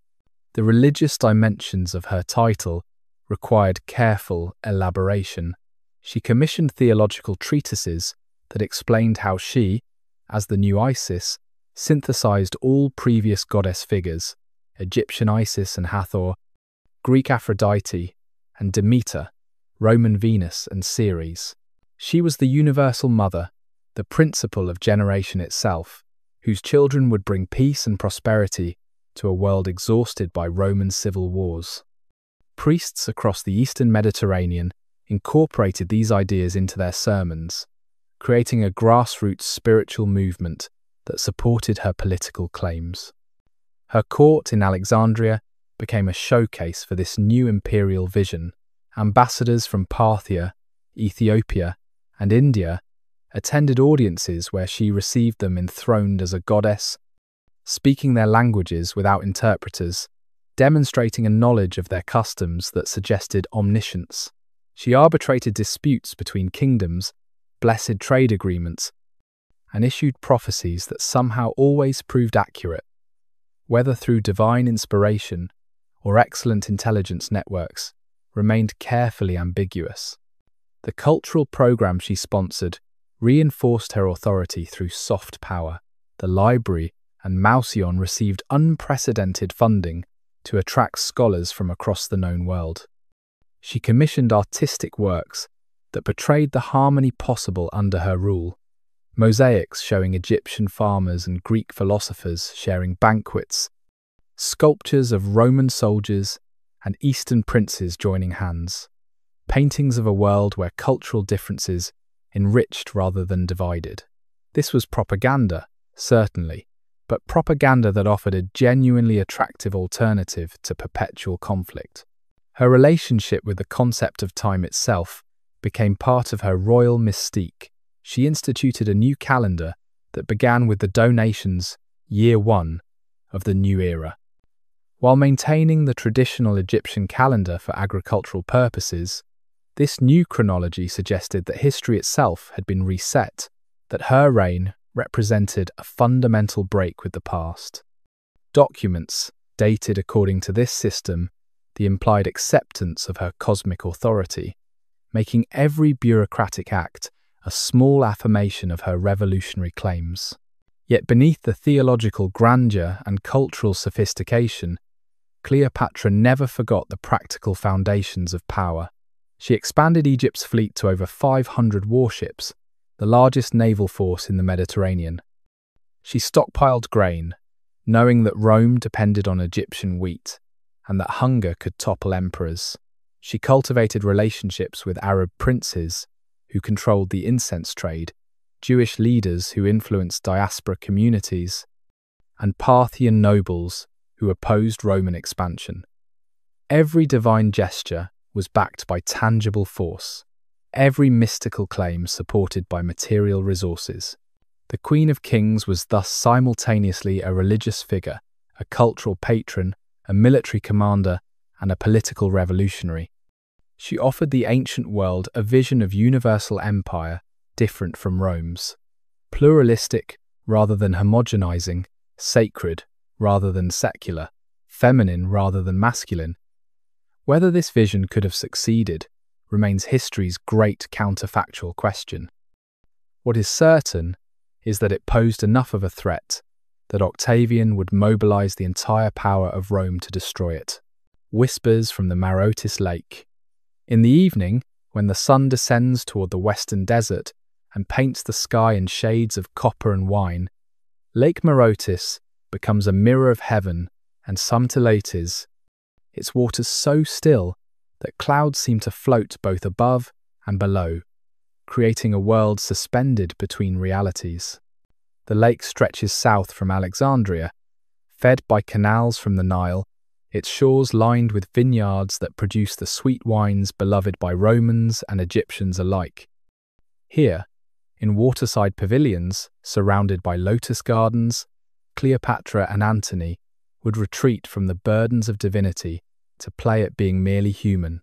The sounds here differ from the city's chaos.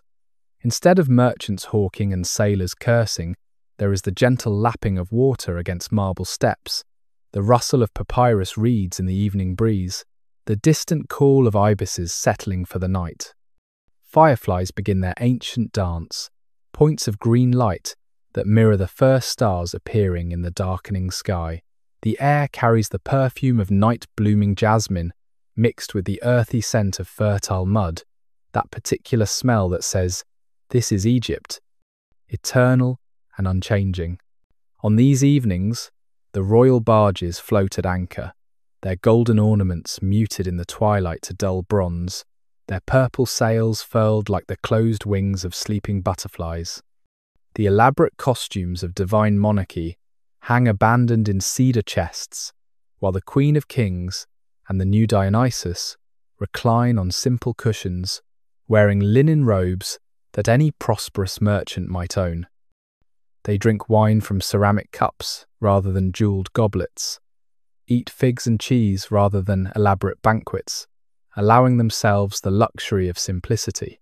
The children play at the water's edge, their voices carrying across the lake's surface with that peculiar clarity that water provides. Alexander Helios tries to catch fireflies in a net of silk. His sister, Cleopatra Selene, counts the stars as they emerge, naming them according to the patterns her tutors have taught her.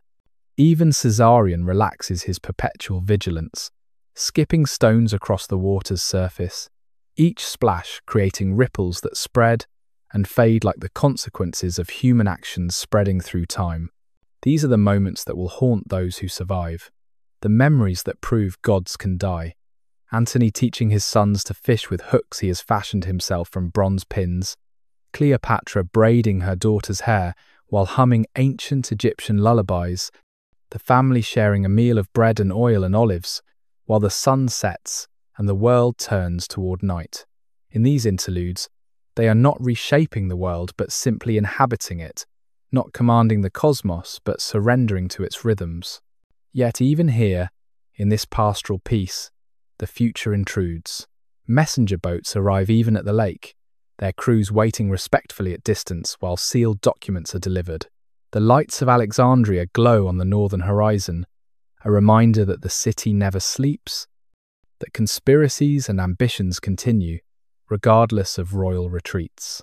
Sometimes, across the water, comes the sound of military exercises, cavalry drilling on the southern shore, preparing for wars that everyone knows must come.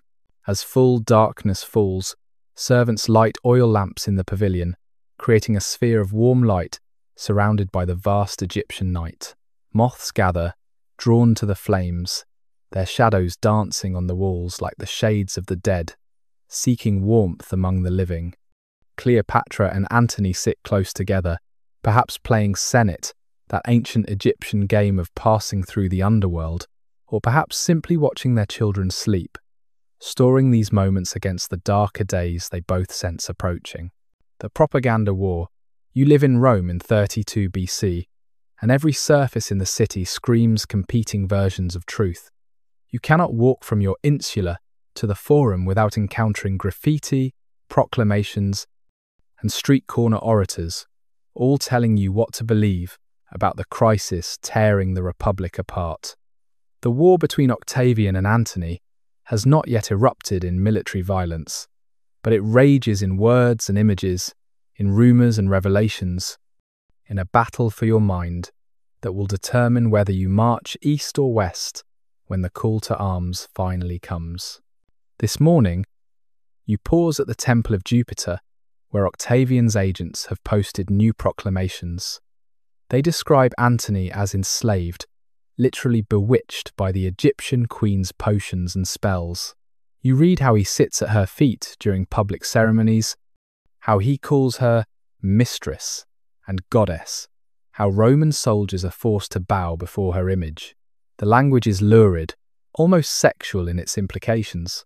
Antony has been unmanned, transformed from a Roman general into an Eastern eunuch. These are not just political attacks, but assaults on his fundamental identity as a Roman male. You continue toward the forum, where a crowd has gathered around a speaker standing on the rostra. He claims to have served with Antony in Alexandria and describes orgies that last for days. Roman eagles bowing before Egyptian idols, legitimate Roman wives abandoned for a foreign whore. But you notice something. The speaker's accent is too perfect, his military bearing too precise. This is no common veteran, but a trained actor, and you wonder who pays him and how many others in the crowd are also performers, cheering and gasping at rehearsed moments. In the afternoon, you visit your patron, a senator who maintains cautious neutrality while privately supporting Antony. In his tablinum, away from public eyes, he shows you different documents. Letters from merchants in Alexandria, describing Antony's efficient administration, reports from soldiers praising his generosity and courage, testimonies from Eastern kings preferring his understanding of their cultures to Octavian's cold Roman supremacism. But even these documents feel crafted, too convenient in their praise, and you realize that truth has become another casualty in this war. The physical environment of Rome itself has been weaponized. Octavian has repaired temples and aqueducts, each brick inscribed with his name, each fountain flowing with his beneficence. He dresses in simple togas, eats common food in public, performs traditional rituals with ostentatious piety. Everything about his presence says, "I am Roman tradition, I am your values preserved, I am the alternative to Eastern decadence." His young wife Livia appears at religious ceremonies as the model Roman matron, her modesty a deliberate contrast to stories of Cleopatra's elaborate costumes. You attend the theatre, where a comedy about Eastern kings plays to raucous laughter. The queen character appears drunk on stage, seducing a simpleton general with transparent flattery, while stealing his sword and replacing it with a thyrsus. The audience roars when she forces him to wear a dress and dance for her amusement, but you also hear muttering in the darker corners of the theatre. Whispers that Octavian is a coward who let others fight his battles, that his own sexual preferences are suspect, that he murders senators who oppose him.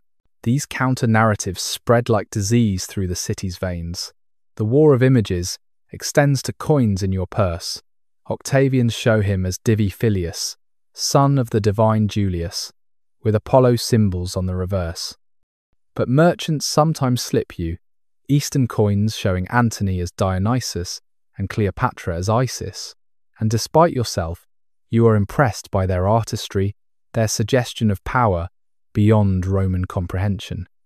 You hide these coins, knowing that possessing them might be interpreted as sympathy for the enemy, but you cannot bring yourself to destroy them. Every day brings new revelations, each more shocking than the last. Antony's will has been read in the Senate, showing he wants to be buried in Alexandria. Cleopatra supposedly bathes in the blood of virgins to maintain her beauty. Antony has given Roman legions Egyptian standards. Caesarion is not Caesar's son, but the bastard of an Egyptian servant. Truth and lies blend until distinguishing them becomes impossible, and you realize this is the point, not to convince you of specific facts, but to exhaust your capacity for judgment, to make you long for someone, anyone, to impose clarity on chaos. Ships at Actium. The waters off the promontory of Actium, on September 2nd, 31 BC, held the largest naval concentration the ancient world had ever assembled. Nearly 900 warships, carrying over 200,000 men, the future of the Mediterranean, condensed into a few square miles of contested sea. Antony's fleet, with its massive quinqueremes and Egyptian galleys decorated with gold and purple, faced Octavian's lighter, more maneuverable Liburnian vessels across waters that would soon turn red with blood and ambition. Cleopatra commanded 60 Egyptian warships at the battle's center, her flagship marked by purple sails that made it visible for miles. This was not mere ceremonial presence. She was an active naval commander, having grown up in Alexandria, where maritime power was understood as essential to survival. Her captains were veterans of campaigns against pirates, skilled in the particular tactics of Eastern Mediterranean warfare. Yet her presence also created command confusion, as Roman officers resented taking orders from a foreign queen, even one allied with their general. The battle's beginning favoured neither side decisively. Antony's larger ships, some with bronze-armoured prows weighing several tons, sought to ram and board Octavian's vessels in traditional Roman naval fashion. But Agrippa, Octavian's brilliant admiral, had trained his crews in different tactics, using their mobility to avoid direct confrontation, launching fire arrows and projectiles from distance, wearing down the enemy through attrition rather than decisive engagement. The morning passed in this grinding warfare, neither side able to claim clear advantage. Then, around noon, something extraordinary happened that historians still debate. Cleopatra's squadron suddenly raised their sails and headed south toward open sea. This was shocking because ancient naval battles were fought under oars, with sails stowed to prevent fire damage. Her ships had clearly prepared for flight rather than fight, and their departure created a gap in Antony's battle line that began to collapse like a dam breached by flood. What happened next destroyed Antony's reputation forever. Seeing Cleopatra's purple sails disappearing toward the horizon, he abandoned his fleet, transferred to a faster vessel, and pursued her with 40 ships. His remaining forces, watching their commander flee, fell into confusion and despair. Some fought on heroically, dying for a general who had already abandoned them. Others surrendered immediately, switching sides with the pragmatism of professional soldiers who recognized defeat. By sunset, Octavian controlled the waters of Actium, and effectively, the Roman world. The traditional narrative, shaped by Augustan propaganda, claims Antony was so enslaved by passion that he chose love over duty, following Cleopatra like a dog following its master. But recent analysis suggests more complex motivations. The battle was likely already lost. Antony's fleet trapped in the Gulf with supplies running low and disease spreading through his camps. Cleopatra's flight might have been a planned breakout, an attempt to preserve their core forces and Egyptian treasury for future resistance. Antony's pursuit could represent strategic calculation rather than romantic abandon. Better to escape with resources intact than die gloriously but uselessly. Yet even if tactically justifiable, the optics were catastrophic. No Roman general had ever abandoned his men mid-battle. The psychological impact rippled through the ancient world. If Antony could betray his own soldiers, what loyalty could anyone expect?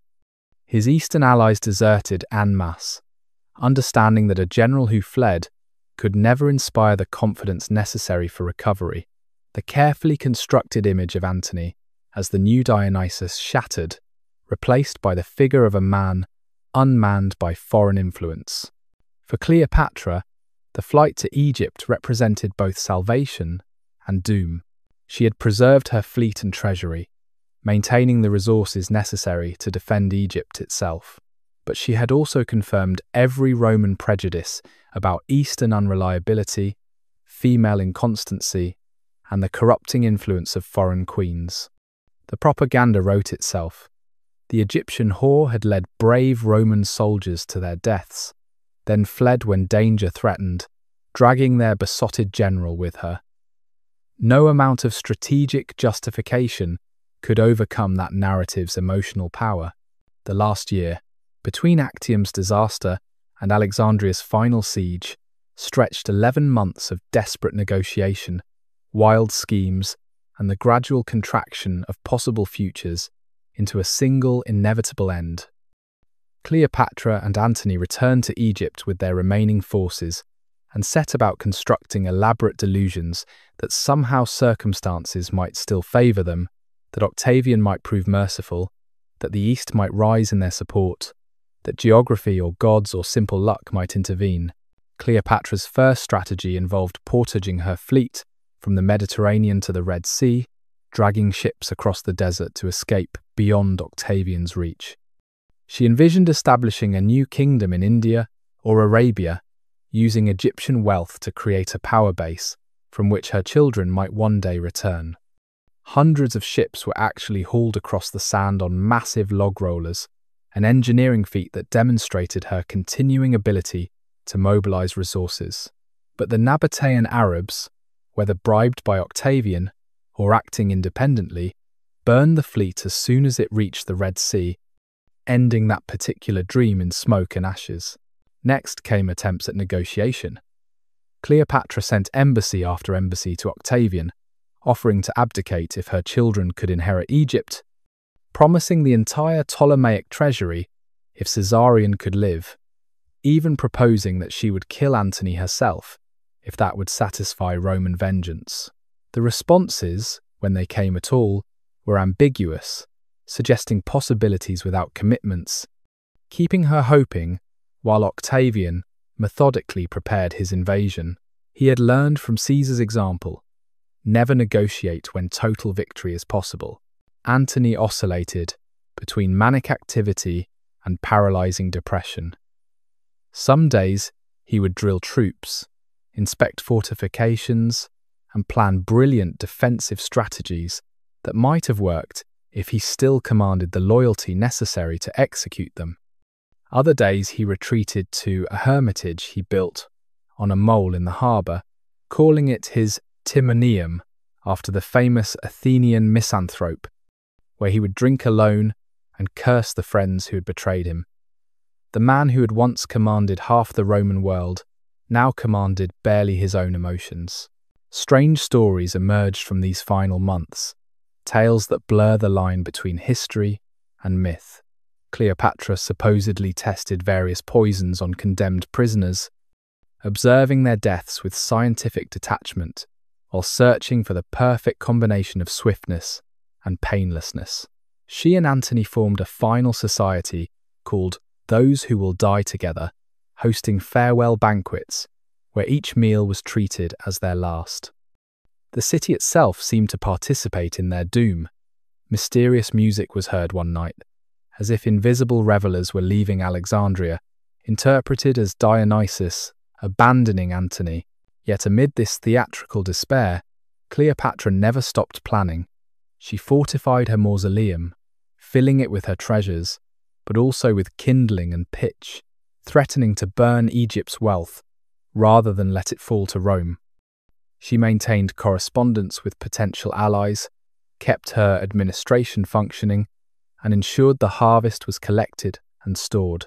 Even facing annihilation, she remained a queen, performing her duties with the same attention she had always shown. Perhaps routine provided comfort, or perhaps she understood that maintaining normalcy might preserve options that panic would foreclose. The children were sent to various sanctuaries, then recalled, then hidden again, their parents unable to decide whether proximity or distance offered better protection. Caesarion, now 17, and looking more like Julius Caesar every day, was particularly vulnerable. Plans were made to send him to India, to Ethiopia, to Spain, anywhere beyond Octavian's reach. But he was also Cleopatra's strongest negotiating chip, and she hesitated to play him too early or too late. This hesitation would prove fatal, the maternal inability to choose between a son's safety and a kingdom's salvation. Alexandria besieged. The siege of Alexandria began not with violence but with erosion as Octavian's forces surrounded the city in July of 30 BC and waited for hunger and fear to do their work. The citizens, who had survived multiple Ptolemaic civil wars, initially treated this as merely another dynastic dispute that would resolve itself through negotiation or a few theatrical battles. But as days turned to weeks and food grew scarce, while Octavian's demands remained absolute, the mood shifted from confidence through anxiety toward despair. The great city's streets, usually filled with merchants from 3 continents, grew quiet except for the bread riots that erupted whenever supplies ran low. The library continued to function, scholars maintaining their research as if intellectual activity could somehow preserve normalcy, but even they began hiding the most precious scrolls, understanding that conquest might bring destruction. In the harbour, Cleopatra's remaining fleet waited at anchor, their crews slowly deserting, as it became clear there would be no final naval battle, no glorious last stand, just the slow strangulation of a city too tired to resist. From the palace walls, one could see Octavian's camp spreading like a disease across the surrounding landscape. His soldiers were disciplined, avoiding the looting that might unite Alexandrians in resistance. Instead, they sent messages into the city, promising mercy for those who abandoned the dying regime, combining threat and promise in careful proportion. Every day brought new defections, a garrison here, a nobleman there, the structure of loyalty collapsing like wax before flame. Cleopatra made one last transformation, appearing among her people, not as Isis triumphant, but as Isis mourning, the goddess who wept for dead Osiris and would weep for dying Egypt. She distributed grain from the royal reserves, walked among the sick, and stood on the palace walls, where citizens could see her, maintaining the fiction of divine protection, even as divine abandonment became increasingly apparent. The performance convinced no one but perhaps provided comfort, a familiar ritual in unfamiliar times, proof that some things endured even as others ended. The end came suddenly after weeks of stasis. Antony, receiving false news that Cleopatra had killed herself, fell on his sword but bungled the thrust, achieving only a mortal wound rather than instant death. As he lay dying, word came that she lived still, barricaded in her mausoleum with her treasures. They carried him to her on a litter, hauling him through a window because she would not open the doors that might admit Octavian's soldiers. He died in her arms as the sun set, ending their divine partnership with entirely human pain, asking her to make whatever terms she could to survive. The tomb's threshold, the mausoleum Cleopatra had built, stood near the Temple of Isis on the Lochias Peninsula, a monument to both death and defiance that rose from Alexandria's eastern harbour like a meditation on mortality, carved in marble and porphyry. 2 stories high, with walls thick enough to withstand siege engines, it was simultaneously tomb, treasury, and final fortress. She had designed it years before, when death was still an abstract philosophical problem, rather than an immediate practical concern, incorporating architectural elements from both Macedonian and Egyptian burial traditions, creating a space where Greek rationalism and Egyptian mysticism could coexist even in death. The lower level held the treasury of the Ptolemies, gold coins bearing the profiles of 3 centuries of rulers, jewels that had adorned queens since Alexander's time, ceremonial weapons inlaid with precious stones, papyri containing the administrative records of the wealthiest nation on earth. But these material treasures were also a trap. The walls were lined with cedar wood, soaked in pitch, the floors covered with straw, mixed with aromatic resins. At strategic points, braziers full of hot coals waited. With a single gesture, Cleopatra could transform this wealth into smoke, denying Rome the plunder that would finance Octavian's transformation into Augustus. The upper chamber, where she retreated after Antony's death, was more intimate. Here were the personal artifacts of her reign. The crown she had worn when Caesar first saw her, the pearls Antony had given her at Tarsus, drawings her children had made when they were young, before they became pawns in games of power. The walls bore paintings of her life's crucial moments, commissioned from Alexandria's finest artists. Her coronation, her meeting with Caesar, the birth of Caesarion, the donations that had promised so much and delivered only doom. Through narrow windows, she could see the city that had been her stage for 39 years. The Pharos lighthouse still stood, though its fire burned now at Octavian's command. The library remained intact, its scholars continuing their work as if knowledge itself could survive the change of regimes. The streets where she had walked in divine processions were quiet, the citizens waiting to see whether their queen would choose death or submission, whether the last act of the Ptolemaic drama would be tragedy or mere pathos. Her two most loyal handmaidens, Irus and Charmion, attended her in this self-imposed imprisonment. They had been with her since childhood, witnessing her transformation from clever princess to divine queen to cornered animal. Now they performed the intimate rituals that maintain the fiction of normalcy, braiding her hair, applying cosmetics, adjusting her robes. Every gesture was potentially the last, every word possibly final, yet they continued as if tomorrow would come as it always had. The mausoleum became a stage for the final negotiations. Octavian sent emissaries, smooth-tongued diplomats who spoke of mercy and understanding while their eyes catalogued the wealth surrounding them. Cleopatra received them with full pharaonic dignity, seated on a throne that had belonged to Ptolemy I, wearing the uraeus crown that proclaimed her the living goddess of Egypt. She negotiated as if she still had power, as if the flames that could consume the treasury gave her leverage rather than merely the ability to spite her conqueror. But both sides understood the truth. This was not negotiation but theatre, each party performing roles required by history and honour. Octavian needed Cleopatra alive for his triumph in Rome, needed her submission to validate his victory, needed her treasure to pay his soldiers. Cleopatra needed guarantees for her children's lives, needed to know that Caesarion might survive even if kingship was impossible, needed to believe that something of her world would endure beyond her death. Between these irreconcilable needs, time passed in a strange suspension. Days blurred together in the tomb's artificial twilight. Meals were raised through pulleys to avoid opening doors. Messages arrived and departed through windows. The city held its breath, waiting for resolution, and Cleopatra, the woman who had lived as a goddess, discovered what it meant to be merely human, trapped in a beautiful box of her own construction, running out of options, time, and hope. Antony's farewell. The false message that triggered Antony's suicide was so simple, so plausible. The queen is dead. In the chaos of Alexandria's final hours, with enemies at every gate and friends transforming into traitors, why wouldn't Cleopatra choose the Roman solution of self-inflicted death rather than capture?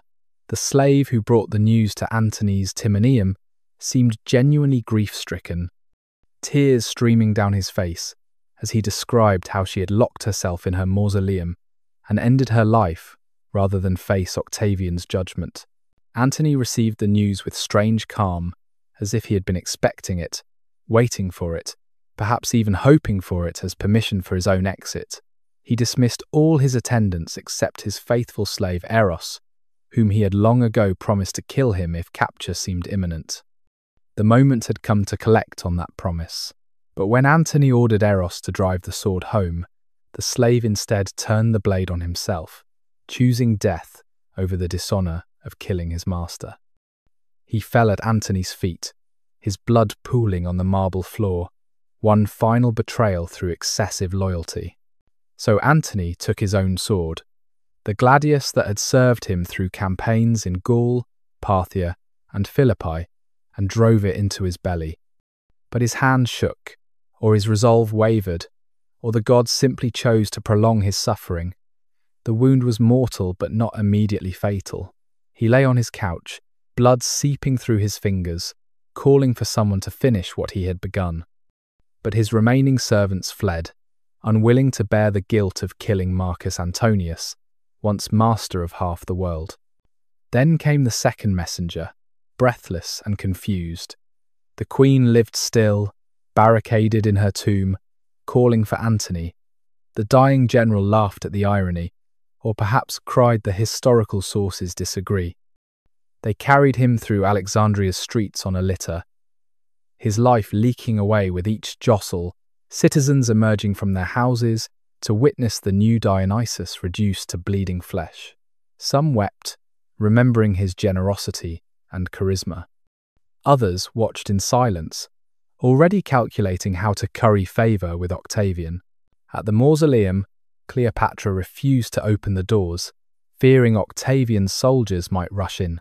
Instead, they rigged ropes and pulleys, hauling Antony up through an upper window, while he groaned in agony.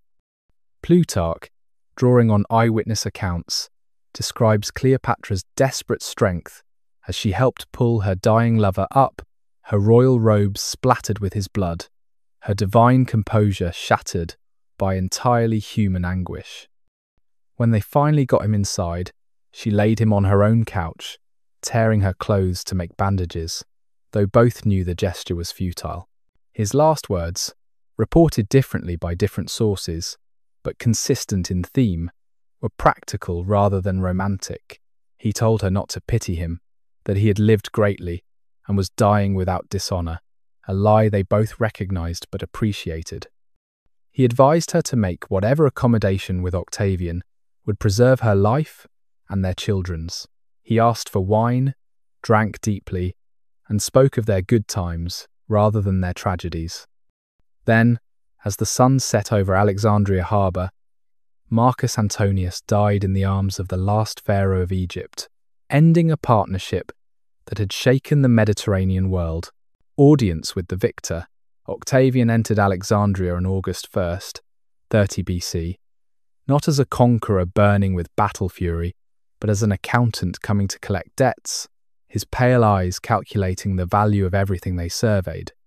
He was 33 years old, the same age his adoptive father, Julius Caesar, had been when he began his conquest of Gaul, but where Caesar radiated charisma and strength, Octavian projected something colder.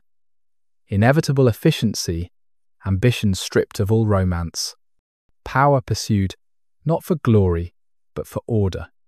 The meeting between Octavian and Cleopatra took place in the palace, not her mausoleum, for she had been tricked into emerging by promises of negotiation and then immediately placed under guard. She appeared before him in mourning dress, her hair loose and dishevelled, her face bearing the scratches of ritual grief. This was calculated presentation, the grieving widow rather than the divine queen, hoping to evoke pity rather than project threat. She carried letters Caesar had written her, proof of the relationship that had produced Caesarion, Rome's potential alternative heir. Octavian received her with courtesy, devoid of warmth, the politeness one might show to a business rival whose company one is about to liquidate. He allowed her to present her case, listening without expression, as she argued for her children's rights, for Egypt's autonomy, for anything that might preserve some fragment of the Ptolemaic legacy. She spoke in perfect Latin, then Greek, then even attempted to charm him with references to poets he admired. But she might as well have been speaking to the palace walls. Octavian had made his decisions before entering Egypt. The only moment of genuine emotion came when they discussed Caesarion. Cleopatra argued that the boy was Caesar's true heir, that Octavian's adoption was mere legal fiction compared to blood inheritance. For just an instant, something flickered in Octavian's eyes, not sympathy but calculation. He saw in the 17-year-old boy not Caesar's son, but his own potential replacement, a rallying point for future rebellions. Later, he would quote his advisor Arius, "Too many Caesars is not a good thing," a cold joke that sealed the boy's fate. Yet Octavian needed Cleopatra alive, at least temporarily. His triumph in Rome required her presence. The defeated queen led in chains to demonstrate his victory over the East. He also needed her cooperation to secure the treasury without destroying it. The threat to burn everything remained real, so he dissembled, suggesting that mercy was possible, that her younger children might inherit something, that cooperation would be rewarded. He even allowed her to preside over Antony's funeral, knowing that public grief might exhaust her will to resist. The funeral itself became Cleopatra's last public performance. As queen, She buried Antony with full honors, combining Roman military tradition with Egyptian religious rites. She spoke over his body, not as his lover, but as his widow, claiming the legitimacy that Roman custom granted to grieving wives.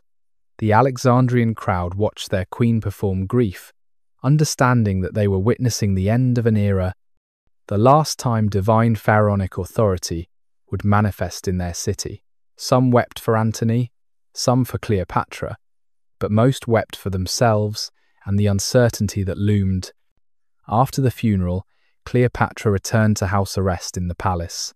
Constantly watched, but treated with superficial respect, she tested her boundaries, requesting materials for correspondence, receiving selected visitors, maintaining the pretense that she still possessed agency. But she also began her final preparations, understanding that Octavian's promises were worth less than the breath that carried them. She had one last card to play, one final way to deny Rome its ultimate victory, one last transformation from captured queen to eternal legend. The asp's kiss, the exact mechanism of Cleopatra's death on August 12, 30 BC, remains one of history's most debated mysteries. The sources contradicting each other in ways that suggest deliberate obfuscation, myth-making, beginning even before her body grew cold. The popular image the asp clutched to her breast comes from Roman poets more interested in symbolism than accuracy. The truth pieced together from Plutarch, Dio Cassius, and archaeological evidence suggests something both more practical and more profound. A death choreographed as carefully as any ceremony she had performed as living goddess. The preparation began days before, hidden beneath gestures of accommodation. She had requested permission to visit Antony's tomb one last time, pouring libations and speaking to his shade in terms that suggested resignation to her fate. Octavian's guards, interpreting this as acceptance of defeat, relaxed their vigilance slightly.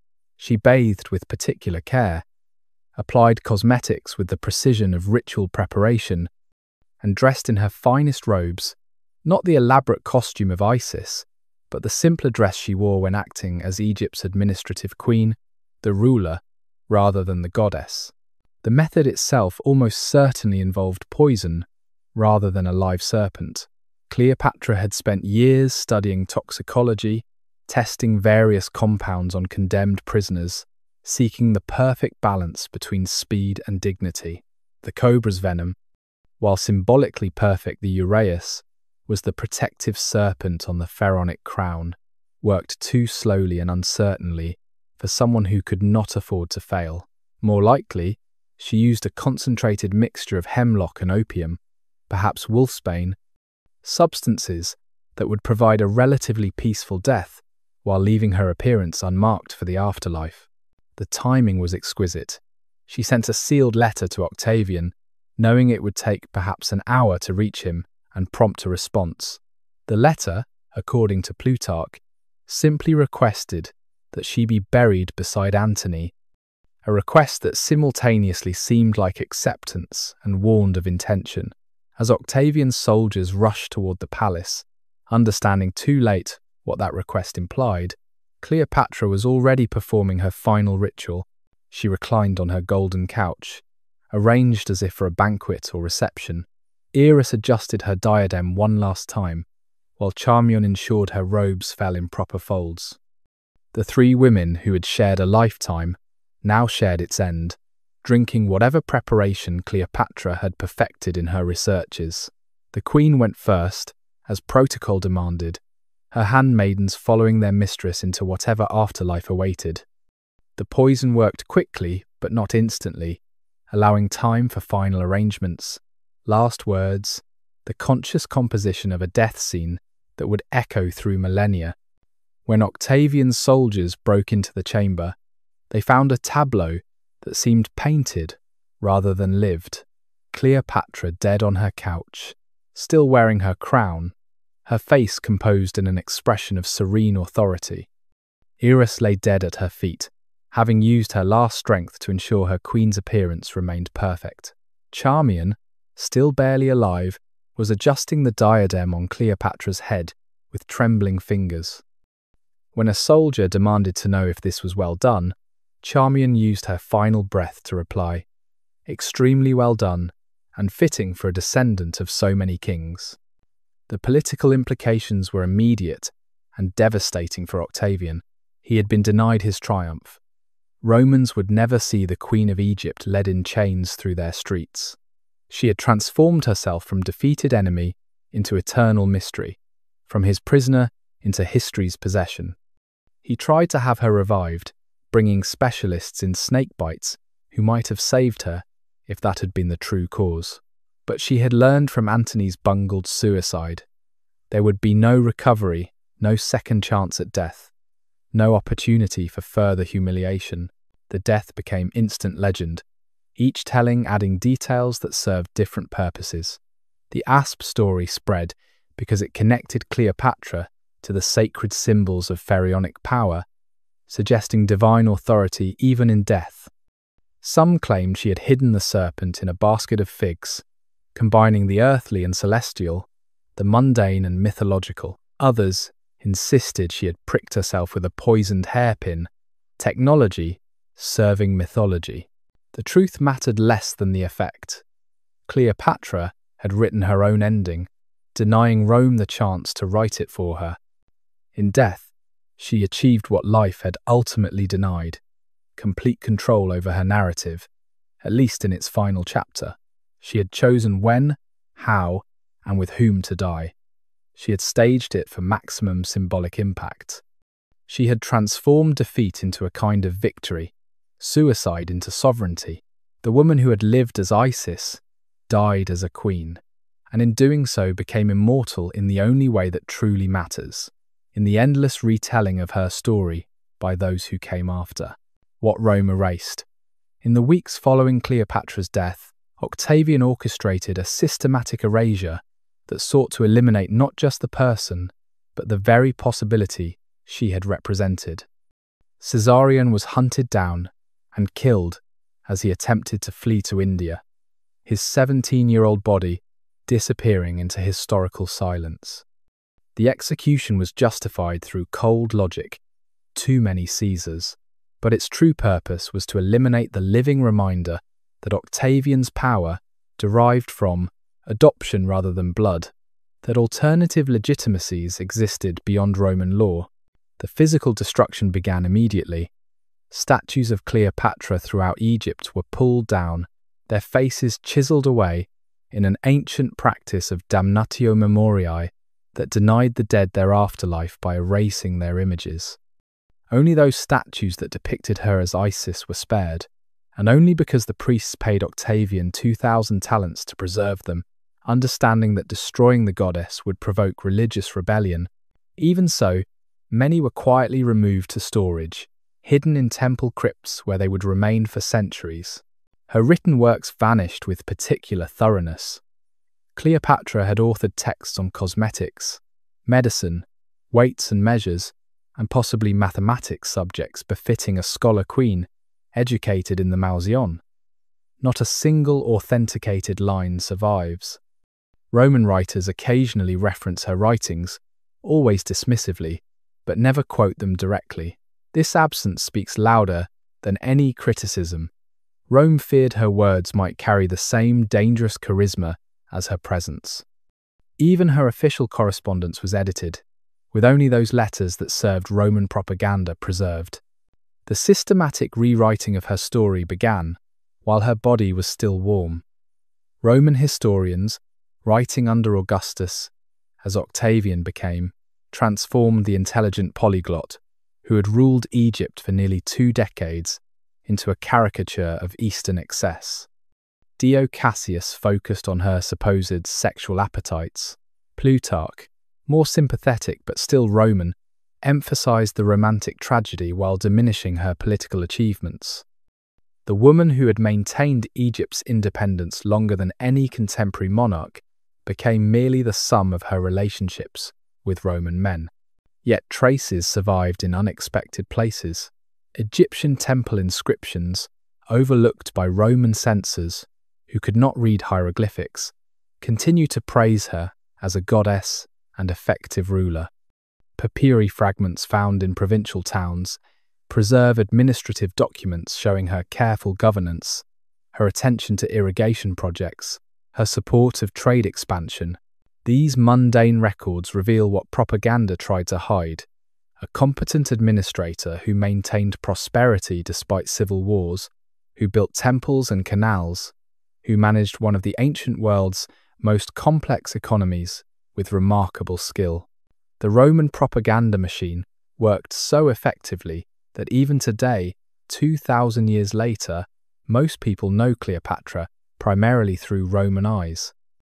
The emphasis on her beauty, which contemporary sources suggest was less remarkable than her charisma, overshadows her intellect. The focus on her relationships with Caesar and Antony obscures her 20-year reign. The sexualized portrayals ignore that she was probably celibate for most of her adult life, taking lovers only when political necessity demanded. Rome created a version of Cleopatra that served its purposes, a cautionary tale about female power and Eastern corruption. The erasure extended to her children who survived. Alexander Helios and Cleopatra VII were taken to Rome, paraded in Octavian's triumph as living trophies, then given to his sister, Octavia Antony's Roman widow, to raise. Alexander Helios disappeared from historical record, possibly dying young or possibly hidden away to prevent future claims. Cleopatra VII survived to become Queen of Mauritania, but she was forbidden to speak of her mother, to use Egyptian titles, to acknowledge her Ptolemaic heritage. Her own son, named Ptolemy, would be executed by Caligula, the last echo of the dynasty finally silenced. The medieval dream, through the long centuries of the Middle Ages, when the classical world lay buried beneath new faiths and forgotten languages, Cleopatra drifted through European and Islamic consciousness, like incense smoke through a darkened church, her historical reality dissolving into something between saint and demon, wisdom and warning. The monks who copied ancient manuscripts in cold scriptoriums knew her primarily through the moralistic filter of early Christian writers, who had transformed her into an exemplum of the wages of sin, particularly the sin of female ambition, unchecked by proper submission. In the Arabic tradition, she became Cleopatra the alchemist, Cleopatra the physician, credited with discoveries she might have made but probably didn't. Her legendary intelligence expanded into supernatural wisdom. Islamic scholars preserved Greek texts that Christian Europe had lost, including fragments that suggested her learning exceeded even the exaggerated Roman accounts. She appeared in their manuscripts crowned not with a uraeus but with stars, a philosopher queen who had unlocked secrets of transformation, who could turn base metals into gold, just as she had transformed herself from mortal queen into eternal legend. The troubadours of southern France wove her into their songs of courtly love, making her the ultimate, unattainable woman, desired by the greatest men of antiquity, yet belonging fully to none. In their verses, she became less a historical figure than an archetype of feminine power, simultaneously alluring and dangerous, the woman whose love could elevate or destroy kingdoms. They sang of her beauty because they had forgotten her intelligence, of her seductions because they could not imagine a woman holding power through any other means. Medieval illuminated manuscripts depicted her in contemporary dress, a lady of the European courts mysteriously transplanted to ancient Alexandria, her Egyptian context entirely lost. She wore hennins and ermine, held court in Gothic palaces, received Caesar and Antony in throne rooms that looked suspiciously like those at Paris or Prague. The artists weren't attempting historical accuracy, but rather making her story eternally present, showing that the dynamics of power and desire she represented transcended specific times and places. The Church Fathers used her as a warning, particularly to women who might harbour ambitions beyond their proper sphere. Yet even in their condemnations, a curious admiration crept through. She had died unbaptized and therefore damned. but she had chosen her death with courage that resembled martyrdom. She had lived in sin but had loved with a constancy that approached virtue. She became a paradox that medieval theology struggled to resolve. The pagan who acted with honor, the sinner whose sins arose from greatness rather than weakness. In this dreaming medieval twilight, facts became fluid. Stories claimed she had built the Pharos lighthouse, though it predated her by centuries.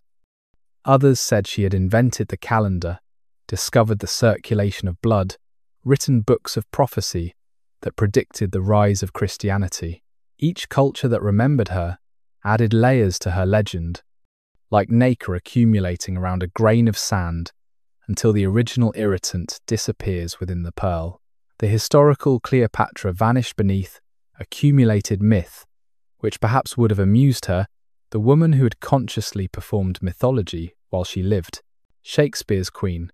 You sit in the Globe Theatre in 1607 AD, the afternoon sun filtering through the open roof as boy actors prepare to portray the Queen of Egypt. And you are about to witness the transformation that will fix Cleopatra in the Western imagination more firmly than any history book ever could. The groundlings around you munch hazelnuts and gossip, unaware they are about to see Shakespeare encode the ultimate female archetype, the woman of infinite variety who will haunt stages for 4 centuries. The boy playing Cleopatra enters with a confidence that transcends his youth and gender, speaking verse that transforms the wooden stage into Alexandria's palace, the Thames outside into the Nile.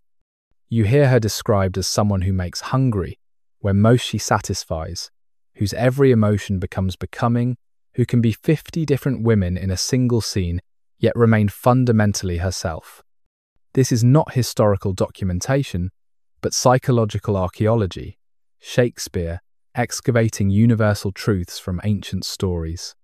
You watch her play scenes with Caesar, then Antony, and understand you are seeing not just personal relationships, but entire civilizations in collision. When she tests poisons on condemned prisoners, you shiver at her clinical coldness. When she rages at the messenger who brings news of Antony's marriage to Octavia, you see how majesty can crumble into all too human jealousy. When she dreams aloud of Antony as a colossus bestriding the ocean, you feel how love transforms perception, making the beloved larger than life itself. The language washing over you carries Egyptian heat, despite London's chill. Shakespeare has never been to Egypt, probably knows it only through Plutarch's descriptions, yet he captures something essential about power exercised through performance. His Cleopatra knows she is always on stage, always being watched, always needing to surprise to maintain authority. She is actor and audience simultaneously, critiquing her own performances, even while delivering them. "I shall be Cleopatra," she says, and you understand she is both being and becoming herself in every moment. Around you, the audience responds viscerally to her infinite variety. They laugh when she tricks Antony about the fishing, gasp when she strikes the messenger, weep when she applies the asp. They judge her and love her simultaneously, finding her excessive and irresistible in equal measure. The boy actor has vanished entirely. There is only Cleopatra, more real than reality, true in the way that great art is true, revealing emotional depths that historical accuracy could never plumb. The death scene arrives with ritual inevitability. She dresses in her royal robes, applies the asp with ceremonial precision, dies with lines that transform suicide into triumph. "I am fire and air. My other elements I give to baser life." You understand, this is not how it actually happened, but how it should have happened, how it needs to have happened for the story to achieve its full meaning. Shakespeare has given her the death that history implied, but didn't quite deliver, the absolutely perfect ending that life rarely provides. As you leave the theatre, blinking in the late afternoon sun, you carry with you not the historical Cleopatra, but something perhaps more lasting, an encounter with female power unlimited by convention, with personality so vast It requires 5 acts to merely sketch its outlines, with the possibility that a woman can be simultaneously everything men fear and everything they desire. This Cleopatra will travel further than the historical queen ever could, performed in languages she never spoke, in countries that didn't exist in her time, becoming the universal woman who contains all women, the eternal feminine that will not be contained. Coins and papyri speak. In 1998, divers working in the harbour of Alexandria discovered a bronze coin beneath 20 feet of silt, its surface green with verdigris, but its relief still visible after 2 millennia underwater. When cleaned, it revealed Cleopatra's profile, and the archaeological world held its breath, for here was her actual face, unmediated by Roman propaganda or Hollywood fantasy. The woman who emerged from the metal was neither the stunning beauty of legend, nor the hook-nosed harridan of hostile sources, but something more interesting, an intelligent face with a strong nose, determined chin, and eyes that even in profile suggested acute observation. More coins emerged from excavations across the former Ptolemaic realm, each one a small rebellion against the Roman narrative. On these coins, she presented herself differently to different audiences. For Egyptian subjects, she appeared with the traditional symbols of pharaonic power. For Greek cities, she adopted Hellenistic styling. For Syrian territories, she incorporated local divine attributes. Each coin was a political argument made in metal, claiming legitimacy through carefully chosen imagery. The woman revealed by numismatic evidence was a sophisticated propagandist who understood that power required different faces for different peoples. The papyri tells even more intimate stories. In a document from Oxyrhynchus, dated to year 19 of her reign, she personally annotates a tax exemption for one of Antony's friends with the Greek word gynistoi, let it be so, in her own handwriting. The script is confident, educated, the letters formed with the precision of someone trained in the best Alexandrian tradition. This single word, the only certain example of her handwriting, speaks volumes. Here is a monarch attending to administrative details, exercising power through bureaucracy as much as spectacle. Other papyri reveal the machinery of her government. Harbour records show the tremendous volume of trade flowing through Alexandria during her reign. Construction permits detail the temples she built, not just to Isis, but to various deities whose cults she supported, to maintain broad religious support. Legal documents preserve judgments she rendered, showing a mind that could navigate complex property disputes and commercial contracts with the same skill she brought to international diplomacy. These mundane records collectively paint a picture of competent, even brilliant administration.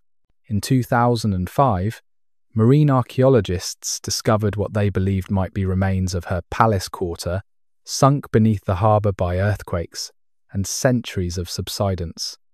The architectural fragments, columns, capitals, statue bases, suggest spaces of calculated magnificence, designed to impress without overwhelming, to display power while remaining functional. The proportions speak of Greek mathematical precision, modified by Egyptian monumentality, architecture, as cultural synthesis made stone. The most poignant discoveries are the smallest. A child's toy boat that might have belonged to one of her children, a medical instrument that corresponds to texts she allegedly wrote on gynecology, a broken piece of glass that matches descriptions of the elaborate vessels used in her banquets with Antony. These fragments humanize the legend, suggesting the daily life that continued even while history was being made, the ordinary moments that filled the spaces between world-changing decisions. Eternal on the Nile continues its annual flood, though the Aswan Dam has tamed its extremes, and along its banks, especially in the villages of Upper Egypt, where change comes slowly. The Fellahin speak of the queen without needing to specify which queen they mean. In their stories, preserved in oral tradition and occasionally recorded by ethnographers, Cleopatra lives on not as the tragic lover of Roman imagination, but as the last true pharaoh, the final ruler who understood that Egypt's strength flowed from the river and the gods who controlled it. In the Coptic churches that dot the landscape, ancient prayers sometimes contain curious phrases that scholars recognize as deriving from Isis liturgies that Cleopatra would have recited. The transformation from pagan goddess to Christian saint occurred through Mary, Mother of God, who inherited many of Isis's titles and functions. When elderly women in Delta villages pray to the Mother who protects, they unconsciously echo ceremonies Cleopatra performed, the divine feminine preserving itself through changing theological costumes. Modern Alexandria bears little resemblance to Cleopatra's capital. The Pharos lighthouse has crumbled into the harbour. The library exists only as a modern recreation. The palace quarter lies drowned beneath the Mediterranean. Yet taxi drivers still point out Cleopatra's beach, Cleopatra's spring, Cleopatra's palace, locations that have no archaeological validity but tremendous emotional truth. She has become the city's guardian spirit, its connection to a greatness that transcends the mundane present. The sun sets over the Mediterranean, painting the sky in shades of purple and gold that recall the colours of her royal barge. Fishing boats return to harbour as they have for 3,000 years, their sails billowing with the same winds that brought Caesar to Egypt. The muezzin's call to prayer echoes across the water, a different god being invoked, but the same human need for the divine being expressed. Time has transformed everything and nothing, the eternal rhythms continuing while the specific forms evolve. In the end, perhaps this is Cleopatra's truest immortality, not in the grand narratives of power won and lost, but in the continuity she represents. The last pharaoh becomes every woman who has wielded power in a world that prefers female submission. The scholar queen becomes every intellectual whose ideas threaten established order. The divine performer becomes every person who consciously constructs their identity rather than accepting imposed definitions. She lives whenever someone chooses transformation over resignation, performance over surrender, death on their own terms rather than life on another's. The stars emerge over the Nile as they did on the night she died, the constellation of Sar rising in the east, marking time's passage and time's irrelevance. Somewhere in the desert, sand shifts to reveal a fragment of pottery bearing her cartouche. Somewhere in a library, a scholar discovers a new interpretation of an old text. Somewhere on a stage, an actress speaks her words and makes them live again. The Queen of Kings is dead. The Queen of Kings endures. The Nile flows on. As we return from ancient Alexandria to our present moment, consider how a woman who lived 2,000 years ago remains more vivid in our collective imagination than most figures from last century. Cleopatra has transcended history to become myth, transcended myth to become archetype, transcended archetype to become a mirror in which each generation sees its own fascinations and fears about power, gender, and identity. She was the last pharaoh of Egypt, ending a 3,000-year tradition of divine kingship. She was a polyglot scholar who could debate philosophy in 9 languages. She was a naval commander who led her fleet into battle. She was a religious leader who embodied divinity for millions of believers. She was a mother who tried to secure her children's future in a world that offered them none. She was all of these things simultaneously, refusing the simple categories that both her contemporaries and history tried to impose upon her. Yet perhaps what makes her most relevant to our current moment is not what she achieved, but how she achieved it. Through conscious performance of identity, through the understanding that power is not simply possessed but enacted. That authority comes not from force alone, but from the ability to embody what your audience needs to see. She showed that identity itself can be a creative act, that we can choose who to be rather than accepting who we're told we are.